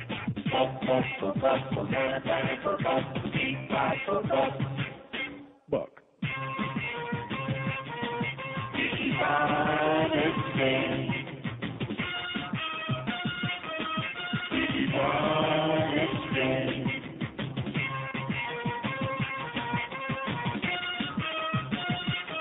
All right, let's do a little bubonics here. Come on, 101 at 560 WQAM. We have two open lines in Dade, 567. Our poll question today, who would you rather have in your neighborhood? A gigantic number of Cubans moving in, Colombians, or Chinese?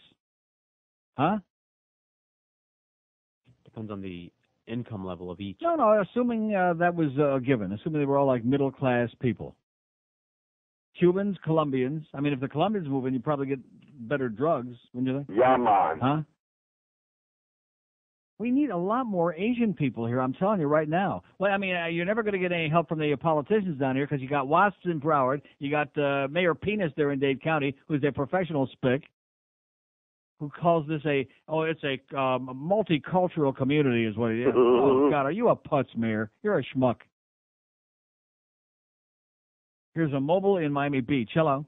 Well, I got the Cubans here already, so I can't answer the poll question. Like the people in Calcutta saying, oh, you don't understand, this is a multicultural toilet. Multicolor this, okay? Yeah. Listen, I left Atlanta this morning, and in the newspaper and on the talk show, our boy that was on Biscayne the other night. Eugene? Yeah, Eugene. Yeah. His deacon has forgiven him of his sins, cleansed his Is that soul. Deacon Dolson? I don't know who the deacon was. And 250 people signed some type of petition that's going to go to this judge down here, man. All right. Yeah, so that's it. That's all See, I got. I don't care. Okay, thank you. I don't care about the judge. I don't think that this is law enforcement, okay? It's ridiculous. They just don't get it right. They don't understand the point here. I'd be the last person in the world to condemn a guy, married or not. That's his business between him and his wife and God and Jesus and Yoshki. I don't care about that. The guy wants to get some head. But don't go running around being a moralist and preaching in the Bible, and you just don't get it. They don't want to understand it. That would be like a guy wins an award for humanitarianism 10 o'clock on a Saturday morning and then goes out and shoots a couple of people later on in the afternoon.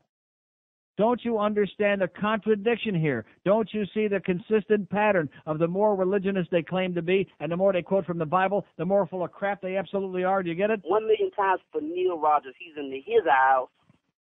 I mean, exactly. We have an open line at Dade, 5670560 and pound 560 on the 18th. I knew there'd be somebody out there who would get it.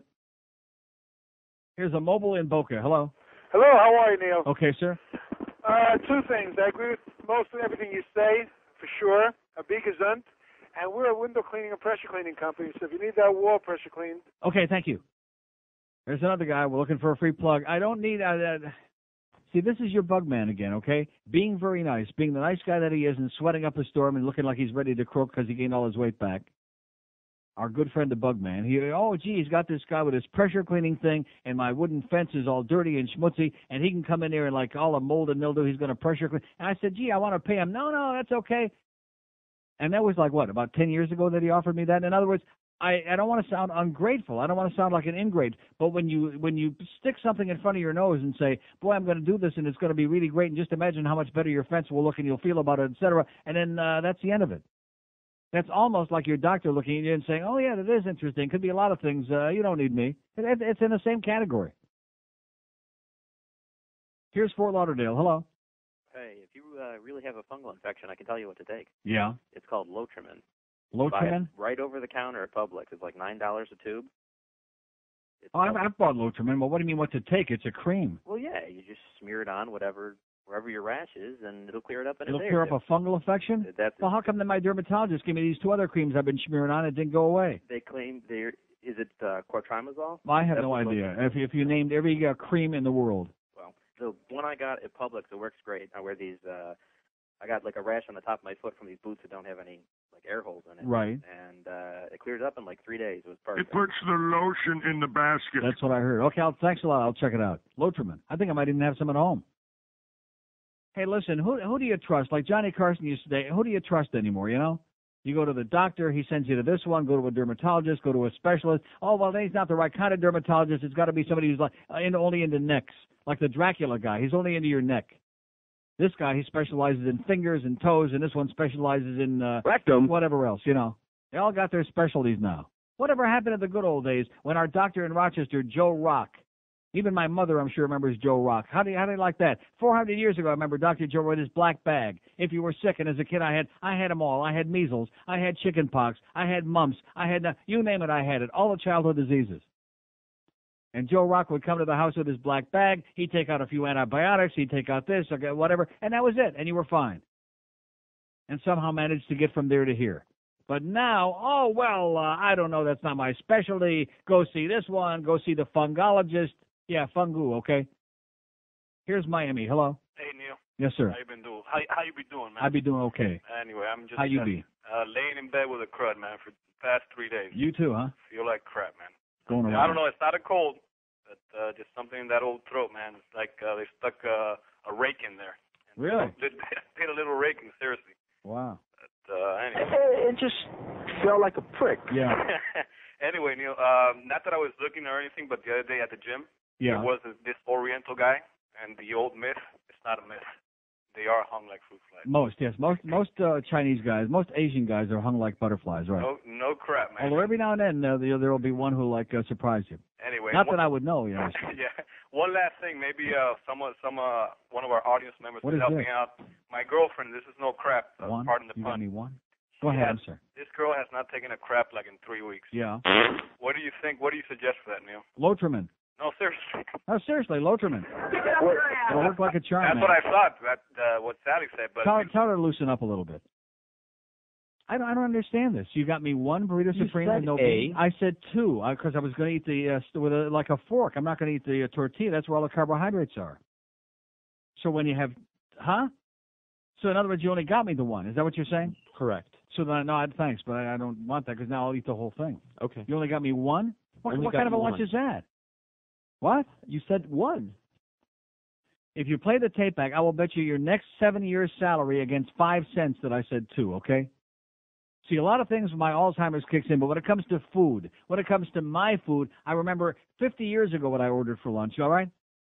And it wasn't at the Rascal House either, by the way. Oi! We have an open line in Dade, 5670560, pound 560 on the AT&T wireless line. See, ordinarily, like I told you yesterday, I would never pick on a place that was somebody else's sponsor, but in this case, I think it's too late because I've been ripping them for 100 years. So, I mean, how can I say now? People bring it up on the show. What am I going to say? Oh, you know something? I changed my mind. It's great. All I can say is it ain't for me, that's all. I don't want to get carried away. It's just not for me. Right. I'm not one of those people, I'm one of those barbarians that wants to stand outside in 95-degree heat in the middle of July, you know, eating pickles and rolls while I'm standing on line for 45 minutes so I can go in there and eat coleslaw, you know? God.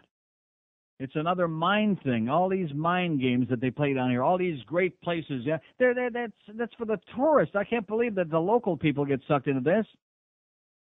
Like Hank talking about the Forge yesterday, he still must not be over that flu. He must not be, he's off his feet a little bit. Talking about the Forge, where they bring you potatoes. They bring you potatoes that are heated up in a microwave that are so hot that you could like burn your. It's a good lawsuit, by the way. And unless you're one of the real, one of the known people over there, they stick you away in that room in the back. I mean, give me a break. 9 minutes after 1 at 560 WQM. If you're It's true. I can have an orgasm just driving down I-95, but only if you're driving beside me. I want to give you a kiss.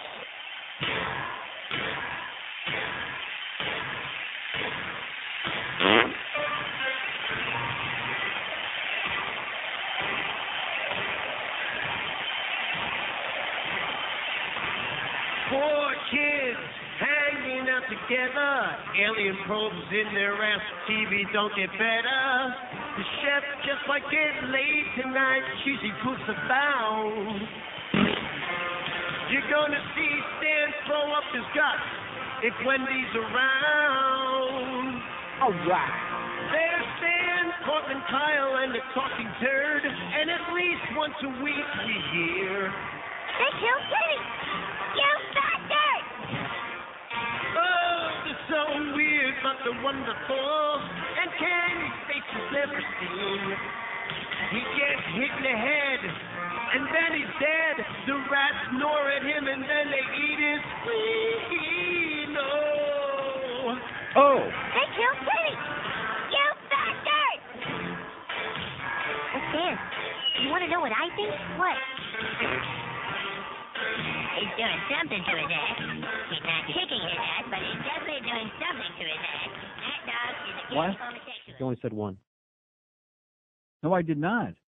I said 2 burrito supreme. You can find all the you're deleting it on eating the food. They don't care as long as we get the spots in upstairs. You think they I care said about 2 what's on burrito the air? supreme. No. They couldn't care less. But you told me never They to don't mention even food put to on a you good again. act. Yeah. What? You told me never to mention food to you again.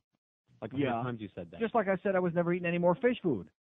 Oh, I'm Which sorry. I did not eat. When is fish this food thing 2 coming nights up? ago. I I did didn't have have my hot chocolate chocolate honey anyway. Garcia frozen yogurt. The last time you sent me to Taco Bell, you wanted hard shell tacos, so I ordered a couple No, I did hard not. I shell wanted tacos. burrito supreme with no beans. No, keep going. Keep going. I don't like I no better- beans. All right, What? I'll order that. Oh, they haven't gone yet? Yeah, I would like 2 burrito supremes with no beans, please. Yeah. I suck. Yeah. Little premature evaluation there, Mr. Spick. So I Why, stopped why would I? for the first Why time. would I say that? Why would I say that? He just shot himself in the foot. Okay. Just like that guy in Goodfellas, only we didn't need Joe Pesci to do it. He just shot himself in the foot. Nice and loud too. There, I like that. Yeah, get me 2 burritos supreme. Yeah, thank you. Because I was going to eat just the guts. I wasn't going to eat the tortillas. That's where all the carbohydrates. And people were thinking, "Oh, gee, what a slob! He's eating 2 burritos. That's pretty." No, I was only going to eat the filling, the meat and the sour cream and the stuff. I'm a failure. You're just full of crap. And not only you give me one, but the tortilla on these things. Which Taco Bell do you guys go to? Oh, I shouldn't say that. What? There's one right over here. Down the road here, of Oh, course. the one. That's right. There's one by our friends at Pollo Tropical, right? And that other place, Macbeth. I mean. So, yeah, I mean, the tortilla shell was made in this century, but we are getting close to the end of this one, aren't we? Here's a mobile in Sunrise. Hello. Hey, how you doing, Neil? Okay, sir. My vote is definitely going to be not to have Colombians living next door to you. Okay, you want to tell me why? Yeah, I own a condo, and the unit next door, some Colombians moved in and started renting. Well, Yeah. exactly. One Sunday morning at like 6:30 in the morning, I hear that dee-dee-dee-dee-dee music that they play so loud I could hear it in my bedroom. I could hear it all the way across my living room and dining room. So I went over there like a nice guy, knocked on the door, asked her to turn it down. She gave me an attitude, of course.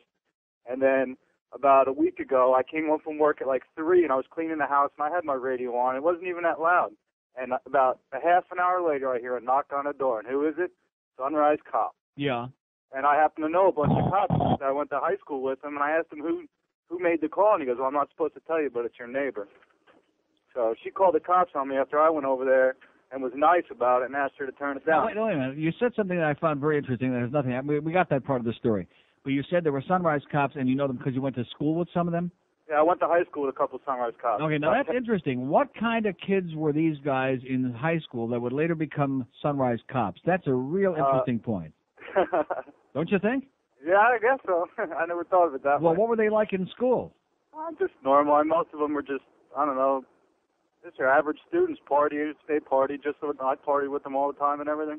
But now I guess they don't do that no more because they're perfect, I guess. Yeah. So in other words, they had their good time. Now they just don't want anybody else to do it. Yeah, exactly. Yeah. Okay, thanks for the good news and All right, the good luck in your thank new neighborhood. Okay.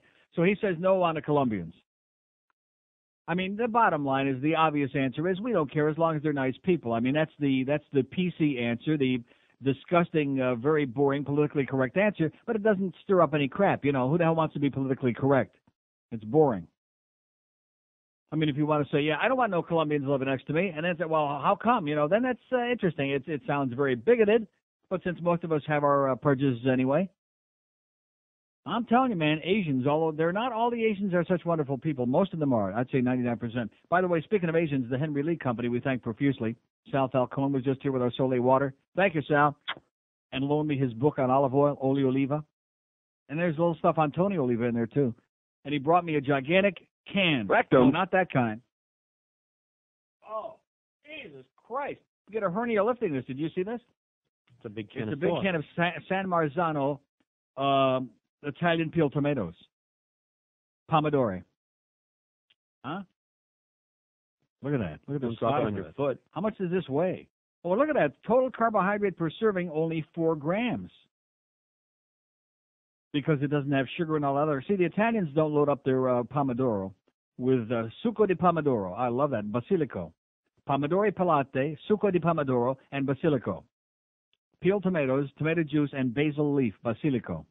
Oh, remember that story about how Greg Reed almost choked on that basil leaf, almost choked to death? Damn it. But at any rate, here's a big, big, big can. Even the fat boy upstairs don't have a can this big. Well, thank you, Sal. You're a great guy. And the folks at Hendrie Lee Company who keep us with all the good stuff. The Soleil water, which he brings me all the propaganda. You don't have to convince me. I know I love Soleil. There ain't nothing like it. Here's Aventura. Hello. Hey, Neil, how you doing? Great. If I had to choose between a Cuban, a Colombian, and an Asian, I'd choose a Colombian to be my next-door neighbor. Yeah. Because the Asians are pigs, the dirtiest people I've ever seen. Well, the restaurants sometimes aren't too clean, I understand. I don't know about Sometimes the in the restaurant. kitchen you find, it's the year of the rat. Dead rats, yeah. I used to live in New Orleans. I lived in a multiracial neighborhood with blacks, Cubans, Colombians, Asians. Huh. The worst of them all were the Asians. The Colombians, they're better than Cubans, but, what are you going to do? The music's in their blood, man. You can't do anything about the music. But Yeah, you're right. exactly. But they're pretty good people. They're decent people. Cubans have got that hoochie coochie music. I can't stand that. The hoochie coochie music and the 50 cars that get parked on the front lawn down the road all None over of which the place. belong to them, right? Exactly. I think the Colombians may have that problem too, but those guys aren't staying long. They're just popping in and out. Yeah, man, and they bring the good product into the neighborhood, you know. Come on. All right, Neil, take care. And have a great day. Okay, we have 2 open lines today. So far, we have no votes for Cubans. Sorry, George, you're out. All the cars belong to them. No, they don't. Everyone has 1 or 2 cars. 2 open lines in Dave. Yeah, just like I ordered 1 burrito, huh? See, I knew as soon as you started playing the tape, I knew what you had done. You'd stop the tape when it was convenient for you. You took it out of context, just like they're doing with this Monica business, okay? You can take any tape, you can take anything you want, and take it out of context. Oh, you see, you said this. Well, play the whole thing. Oh, well, sorry. Hey, I admitted I was wrong. Sorry, I got bad diarrhea. See you later. By the way, you will admit that we do have more people with yellow hair, more guys with yellow hair working here than any other radio station in South Florida? Oh! All right. And in fact, we got 2 guys with the yellow hair, and we got a guy with orange hair. They get their hair and piercings done in the same place. Here's a mobile. I understand our program director gets pierced in the same place, but I don't want to tell you where. Here's a mobile in Miami Beach. Hello. Hey, Neil, how you doing? I don't want to say. Rectum. I'm sorry. Go ahead, sir. Hey, you know what? I like the Forge, but I used to spend a lot of drug money there, so they're always, you get that special little seat. They're always very nice. Oh, that's right. If you're a gangster, then they put you right in the front room, I believe. I was a Used to be. detail man. Huh? I was a detail man. I worked for the drug company. Yeah. So I spent the drug company's money there, bringing the doctors, schmoozing them around, sucking up. And they were good for you. And we missed you when you were off the air. All the guys listened to you. All the old detail men listened to you. All right. All right. And have a one great... thing that yes. one thing that bothers me the most about Eugene Robinson and those preachy hypocrites Yes. is they get themselves in trouble, and then they're, forgive me, it's the first time I've stumbled. Who's Right. buying that crap? Right. It's I not bet you first he's time. picked up more hookers than you could shake your thing at. You bet he has. All right. Have a great day, pal. Thank you very much. See you around. See you over at the Forge. It's a free country. If you like the Forge, I'm happy for it. I wouldn't go back there if they paid me $50,000 in small bills. Well, bring you a bunch of potatoes from a microwave, overheated, like in a little, oh, God. That was some experience the last time, which is several years ago. And, then people can say, well, you haven't been there in a long time. You didn't go in to see the right guy. You didn't see Joe with the nose. Hey, I'm not into places like that. That has nothing to do with food. That has to do with ego. If you want to go into places where you smear this guy a few bucks or this one, that's got nothing to do with eating a meal. That has to do with, pretending to be a big shot, which I'm not. 2 open lines in Dade. 5670560, pound 560 on the AT&T wireless line. Here's a mobile in Miami. Hello. Neil, God. Yes, sir. All right, I'm a young Colombian Julio, but I'm gonna have to go with the Chinese because I'm allergic to cats, you know. Yeah. So no cat hairs, no cats with the Chinese. I'll go with them. Okay. All right. We got a whole busload coming down from Oneida. All right. See ya. Love you, baby. All right. Oneida, New York. Yeah, they got lost. They were on their way to Syracuse, I believe. Isn't that what they sent Michael to Syracuse to hide out? We have an open line, and that was Don Tomasino. Don Tomasino, he ain't feeling too good right now. 5670560, pound 560 on the AT&T wireless line. Here's a mobile in Boca. Hello. Hi, Neil. Yes. Neil, why don't you put the call out for a new presenting sponsor for the RNC show in May in Fort Lauderdale before they pull the plug on it? It was quite an event. What does that mean? Well, they lost the show as a presenting sponsor. They merged with Texaco. So they need to get a new presenting sponsor, otherwise they're going to pull the plug. On the No interest. I don't have any idea what he's talking about. The RNC show? What's that got to do with me? He wants you to whore the show so that you can save the RNC show. No. I'm not going to do that anymore. That I was going to put a plug on for the guy before that was hawking me a China, trying to peddle me whatever he was trying to peddle, looking for a free plug. I don't mind giving a guy a free plug if he's got something that we're interested in, you know? Or if he happens to be a sponsor like that joint. And by the way, did that spot run today in the 1 o'clock break, in the first break in this hour? I see it's on the log. Did it do what now? Well, it's on the log. I'm asking, did it run? Yeah. Remember the guy called yesterday, Bill, and he was trying to be very nice to me, and I realized it was a sponsor, and the guy called later on. And I still don't care. I make no apology for that. That should have been between him and the sales hole. Any of our sponsors want to bring us food, set that up, because we don't know what's going on here. We're the last ones to have any idea what's going on here. And I guarantee you, whatever Bill would have sent would have been a hell of a lot better than this direct that these guys brought back. This is, thank God. Like I said, I was glad I only wanted one. Man, I'm serious. Taco Bell is usually so reliable, you know. I love Taco Bell. I'm proud to say I love Taco Bell. But this is real, pure, unadulterated, 100%. Crap. God. So thanks a lot for only getting me one, George. Must have been a psychic move on your part. Where are we going? How come none of these are flashing and saying, now, how about a mobile in Coral Springs? Hello? Oh, Neil. Yes, sir. I can't hear you at all on hold anymore, so I can't know when I'm coming on. Yeah, How you doing? I don't want to be niggardly in my praise, but you have a great show. Yes, I do. Two things, Guess Your Disease and Lawrence Taylor.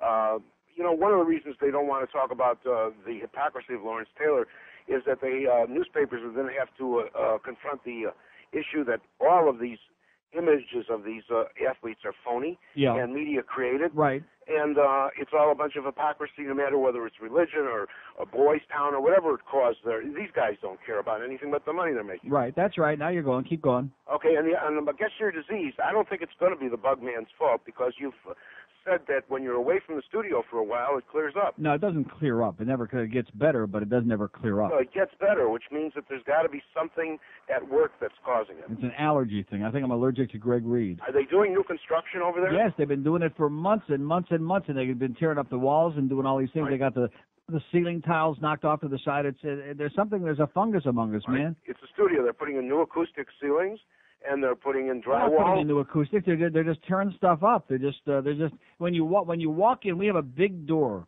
a big wooden door, and when I open up that door, like this morning, you walk in and you can smell it. You sense in the air. You know what I'm talking about? Yes, There's something foul and dank and gross. And then all of a sudden you start gagging and coughing, and that happens to me. And do these people care? No. I think what they need to be woken up with is a good lawsuit here. Then maybe they might care. The chemicals in construction materials frequently contain allergic-causing properties, especially if they're laying carpeting down on the floor and stuff like that. They're laying something up there, I'll tell you that. And the best cure for it is adequate ventilation. I'm dying over here. Yeah. So that's my thought on that. And thank you so much. Now, what do you look at me like that? That's the way the stuff sounds when we have a phone call on. That's part of the great, benefits we got of this big move, which all it did was inconvenience us for a week and make us go nuts. And like I said, I'm delighted to cooperate if you don't destroy all of the stuff we got here already, but unfortunately they did. So the phone calls, every time I try to play a thing like, I'm dying over here. While the call is on, it sounds like your speaker is going to rattle right out of your goddamn dash.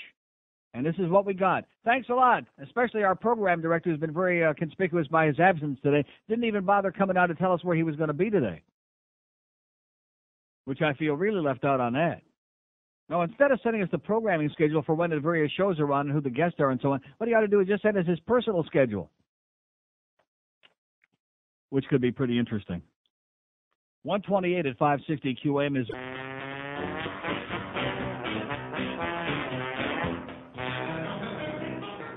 I had a chick named Kay. One day she flew away to Tijuana where the moon is blue. The moon is blue. But with our right-wing censorship, there are words that mustn't slip to truly tell you how I feel for Kay. So, if you see Kay in Tijuana, I'll see you in Tijuana too.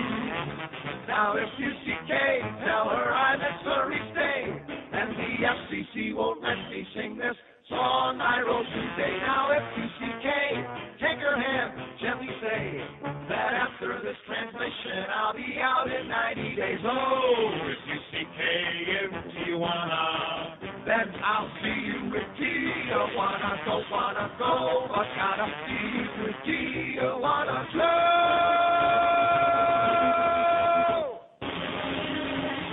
132 at 560 WQAM. We have a couple open lines in Dade County. If you want to talk about Chinese, Colombians, anybody who begins with a C, huh? Costa Ricans?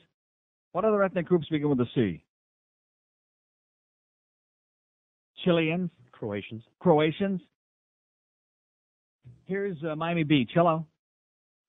Hello? Yes, sir. Yeah, hi. Audie is the name. Did you read the so-called apology that Falwell gave for saying the Jews the anti? Yes, I did. It was a very short apology saying that was a big mistake. But I believe it. It's not. I apologize not for what I believe, right, but for my lack of tact. Yeah, he said it, and there was no point in saying it, and it didn't make any sense to say it. But he still believes it. So you're right. It wasn't an apology. In other words, you Jews are still going to burn in hell, and you're the Antichrist, et cetera, and so on. The trouble is, 90% of the people who read that say, "See, the man's good. He apologized." No, they're not. Yeah, I know. They know a scumbag when they smell one. Well, I don't know about that. Trust me. Okay, thanks. Thank you. Yeah, Jerry Foulball with a real half-baked apology, to which we all say, hot voice. Two open lines in Dade, 5670560, pound 560 on the AT&T wireless line. They're all the same, baby. They're all a bunch of corrupt businessmen squeezing as many dollars out of the pockets of the fools out there as they possibly can before it's too late. Jim Baker, Jimmy Swaggart, Jerry Falwell, and then this real Nazi that want and they dignify him in the media. They had him on one of the shows the other night. He's going to run for president next year. Gary Bauer. Oh my God. Even Johnny Bauer and Hank Bauer are just in shock.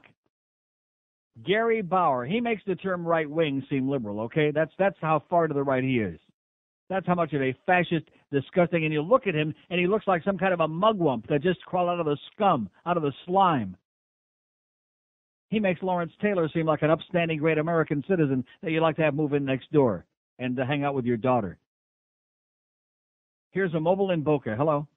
Hello. Yes, sir. Hey, Neil. How you doing? Okay. First-time caller. Great. I heard you're having a wall problem. I'm having a wall problem? With a wall at your house? No. No? But it needs to be cleaned, mildew? No. Dirty? No. No, someone gave me wrong information Yeah, then. thanks anyway. Okay, we have an open line in Dade, one in Broward, 567.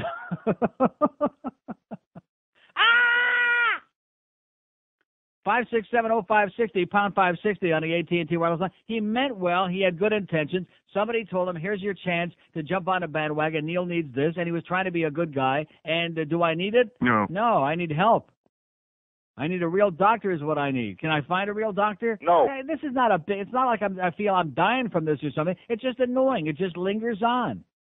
Like my doctor says, it waxes and wanes. Yeah, it wanes. The wane in Spain falls mainly on Uranus. Rectum. Okay, yeah. It waxes and wanes. That's a terrific way of saying, don't bother me with this, okay? God.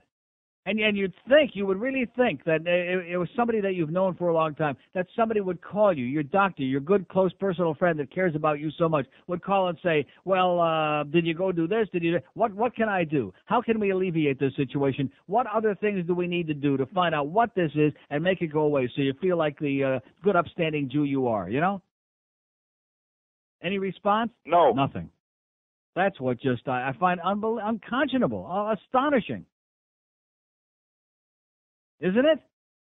Wouldn't you think I'd get a phone call saying, quit having George knock me on the air and make those quacking sounds every time you talk about me?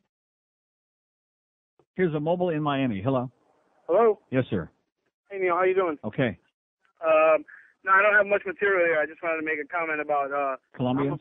I'm of Cuban descent, Yes? and I don't have a million cars in my driveway. Yeah, what the hell was that all about? If all the Cubans in town had a million cars in the driveway, we'd have to build a gigantic parking lot. That guy, I don't know where he was from. He didn't mention it. Apparently, he didn't want to mention it. He probably had a run-in with Raul Martinez or something. I wanted to ask you a question, Neil. What exactly makes me a Julio? The fact that I have Cuban parents, but I was born here. I think it's the grease, No, am I still a Julio? Because even if I was born here? It's the acento, George says. Now let me. Well, I don't think I have an accent. Yeah, you do. Maybe not an accent, but you just have that sound. I mean, I could tell you in 3 seconds that you're a Julio. Right, I know what you mean. But does that? No, wait a minute. Just say one thing for me, okay? What? New Jersey. New Jersey. Come on. New Jersey. Okay. Let's hear it for this guy. Hey! They can move in my neighborhood anytime, pal. Neil, I just want to make one request. One Yes, of the sir. greatest bits I've ever heard on your show there. That Vanna picked me a letter. Okay. With Cheech's voice or whatever it is. I got it. All right, Neil. You got it. Thank you. See ya. How do you like that? He said New Jersey. He didn't say New Jersey. Didn't you think for sure he was going to say New Jersey? You should have heard it. You should have had him say, "Let's go to the beach."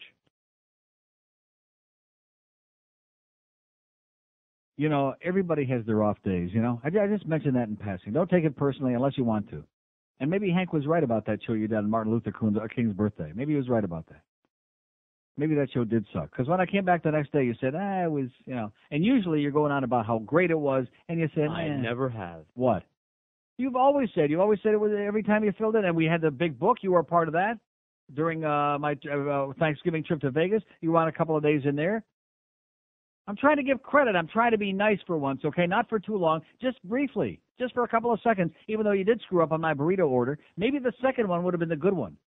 Although George does mention that all the other stuff, the tortilla, the tacos, everything was stale and crappy too. So at least I don't take it personally because they didn't know that was going to be for me. And number two, everything they sent over tasted like crap. Here's Miami. Hello. Hi, Neil. How are you? Great. 2 quick things. Jeff. Do you still have those tapes in Borders? No.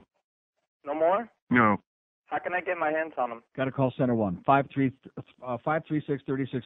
Is that the right number, George? 563-3600. I can get it in the internet too, correct? Okay. Yes. Okay. And second thing, have you heard your commercial on what is that? The phone, the one that they're giving the new Nokia phone, the free. You just played it just before the break. On the break right now. Mobile One, is it? I do Mobile One Live, yeah. Yeah. Have you heard that commercial? I think there's a mistake there because the guy calls Center 1, I think it is, right? He calls Center 1 and she says, Center 1, may I help you? Okay, whatever you say. Okay, we have an open line in date, 5670560, pound 560 on the air. Was that the double talker again? Was that your little... Yes. Uh-huh. Must have been. Another one of your people. Like I said, they're not moving to my neighborhood. Okay, 20 before 2 at 560 WQM. We got Hank coming up from Shula Steak, too. He did one show in that new studio up there yesterday. He's out for the rest of the week. That was enough for him for right now, till maybe they get some things working up there. Hey, by now you've heard me tell you about the people at Nick's Cigars. For over a year now we've been talking about them. They're great folks that you'd be loving having in your neighborhood because they spread the good stuff around. All those great cigars that they make. Or is it cigar? Yeah, that little dog, he says cigar. Well, he's kind of a redneck, Southern California redneck. But nevertheless, if you love great cigars, if you got some really good taste, today's a great day to zip down to Nick's because every Tuesday and Wednesday you go down there, you mentioned that Neil Rogers sent me by, they give you 10% discount on every single thing you buy, on your humidors, on your accessories, on your cigar samplers. They don't have those. Why are you holding that up? This is what I'm resorted to smoking. Oh, we got those crappy Garcia Vegas stale cigars from the drugstore. That's all we got because John Penis isn't bringing us any new cigars from Nick's, goddammit. So I'm sure that Nick and Mike down there are giving John a lot of good cigars for us, but they just probably don't make it up here. Maybe they fall out of his trunk on the way up to the station. That must be it. But in the meantime, like I said, go down there and mention Neil sent me. You'll get a hell of a great deal on the finest cigars that money can buy. Maybe get some for us, because our sales hole evidently is just making his own factory. He's working on it. Nick Cigars, 7111 West Flagler Street. Just take the Palmetto right to the Flagler Street exit. Go east 1 mile. You'll be right there. Knock it on the door. Stick something long in your puss. Get your sticks at Nick. This is 560 QAM. Get me a ticket for an aeroplane. All right. Got to get on the Wheel of Fortune game. I just got to win. Spin the wheel again. Oh, Vanna, pick me a letter. Bankrupt? What do you mean bankrupt? I don't care how much money I got to spend. Can't stand to look at that say Jack again. Won't throw in the towel, still I buy your vowel. Oh, Vanna, pick me a letter. Hey, man, what do you mean there's no S in phone? Vanna, pick me a letter. No one does it any better. I dream about you. Hey, Vanna, is that an all over 10 or what? Vanna, I don't understand why you make $100 grand, not for me to say. Anyway, get me a ticket for an aeroplane. Gonna be on the Wheel of Fortune game. I just got to win, spin the wheel again. Oh, Vanna, pick me a letter. Go, Vanna, go, baby, go, all right. Hey, get out of my face, Pat. Is that a toupee? Hey, is there an L in that word? Is it lowrider? All right, lowrider. Forget the letter, man. I'll take Vanna White, you beautiful baby. You and me could play the home game. Got me a ticket for an aeroplane. All right. I'm on the Wheel of Fortune game. I just love that sound. I'm in the bonus round. Hey, Vanna, pick me a letter. Lose a turn. Hey, Pat, lose this. Vanna, pick me a letter. No one does it any better. I dream about you. All right, that isn't all over 10. Vanna, I don't mean to stare, but are you wearing underwear? Not for me to say. Anyway, I don't care how much money I got to spend. Can't stand to look at that say Jack again. Won't throw in the towel, still I buy your vowel. Oh, Vanna, pick me a letter. Please, Vanna, pick me a letter. All right, I'm ready to pick, baby. A, B, C, D, E, F, G, H, I, J, K, L, M, N, O, P, Q, R, S, T, U, V, W, X, Y, Z. That should cover it, huh? All right, I'll take the sofa, the blender, the microwave, the refrigerator. Hey, man, Bob, what do you mean $500 for a black and white 5-inch portable TV set? You got ripped off, man. My brother-in-law can get it for you wholesale. Give me the money and I'll buy the TV set, man, all right? Hey, brother, come on, baby. 145 at 560 WQM. I don't want to get our good friend Nick upset down at our cigar joint, but George and I are both smoking Garcia Vegas right now. Cheap dime store cigars out of a little box. That's all we got. That's all we got. It's not that we want to be smoking Garcia Vegas out of some little box, stale, because we just already had a stale lunch, although at least it's consistent. But hey, you know, when John Pena's saying, bringing us any of those great, like the Perdomo Reserve and all those others, our favorites from Nick's, this is what we're stuck with, okay? I just mentioned that in passing. Not that we want to be pushy, do we? Yes. Here's a mobile in Opelika. Hello. Neil. Yes, sir. How you doing? Great. On your poll question, chink, spick, or Spaniard, I'll take the chink. Yeah. Next, on your allergy problem, Mm-hmm. the fungus. Yes. I have the cure. I guarantee this. I got a guaranteed cure. That'll do it. That would do it too. Mm-hmm. Tea tree oil. Have you ever heard of it? What the hell was that? Somebody just dropped the lotion in the basket in the next room there. Just the whole building is shaking. Petri, what is it? Petri dish? No, T as in Tom. T as in T-E-A, tree, T-R-E-E, oil. Tea I'm tree serious. oil. I'm dead serious here. My wife had this exact same thing you have. She tried everything. Are you serious? Lotrimin, she had it. She tried it all. Are you sure? I'm positive. Where do you get it? Oh, please don't tell me it's a prescription item. No, absolutely not. Oh. They're now making it in a shampoo. It comes in a lotion. I think she got it at the Bread of Life, and I think you have one out by you. And the Bread of Life. I'm going to go to a health food store. Well, it's an all natural product. It comes from the tea tree, which is I think I don't know where it grows or whatever. But the stuff is amazing. It Really? cures athlete's foot. I use the cortisone. I get athlete's foot from playing sports. See, I can't do cortisone because I'm diabetic. So if I No, do that, it sends your blood sugar cortisone soaring. Not good. Cortisone is useless compared to this stuff. You put this stuff on, it is instant. I'm not kidding. Tea tree what? Tea tree oil. T-E-A-T-R-E-E oil. Yeah. Go into the bread of life. Why do you keep spelling it? Well, because I don't know if you think I'm saying pea tree or bee tree or what, Pee-pee oil? Yeah, pee-pee oil. That's it. I tried that. It didn't work. Okay, but I'm serious. This will solve your problem. She went to the doctor. The doctor didn't. She went to a nutritionist to find this out. That's how she found out. How do you like that? And I could be walking around this for years, and I bet you if I get some of that pee-pee oil, it'll do me up. Give it a go. I guarantee it will solve your problem. Okay, thanks a lot. Okay. How do you spell it again? We have an open line at Dade, 5670560. Hey, listen, maybe the guy's right. I would send them a big something, some flowers or something to their house if we knew who they were. If he, turns me on to something good.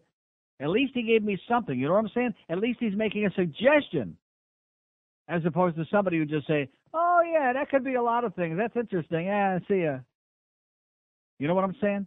I don't want to brutalize anybody. I don't want to start putting anybody in a position where I put a lot of pressure on them. But you got to say something. You have to come up with something, don't you? Bo Camper, right where you got it. Sports Radio 560 QAM. Rogers, I think, is the perfect example of queer. What is his purpose for his new show, or his ugly show? He uses that word rectum every 5 minutes because that's where his brain is. He's never going to get past the South Florida audience because the town and the people that he's always complaining about are the only fools that would give him any time of day. Eventually, his ratings will drop so low, he'll have to readjust his rectum. Hey, young man. Yeah. Listen, I've seen you hanging around my house, and there's something I want to talk to you about. What is it, Mr. Bates? Listen here now. Yeah. I'm going to put it this way. Yeah? Was it you who did the pushing, put the stains upon the cushion, footprints on the dashboard upside down? Say what? Was it you Bronco Bill, been messing with my daughter Jill? If it was, you'd better leave this town. Well, what you gotta say? Yes, 'twas I who did the pushing, put the stains upon the cushion, footprints on the dashboard upside down. Yeah? Yeah. But since I'm messing with your daughter, I've had trouble passing water, so I guess we're even all around. Why, you? Come over here.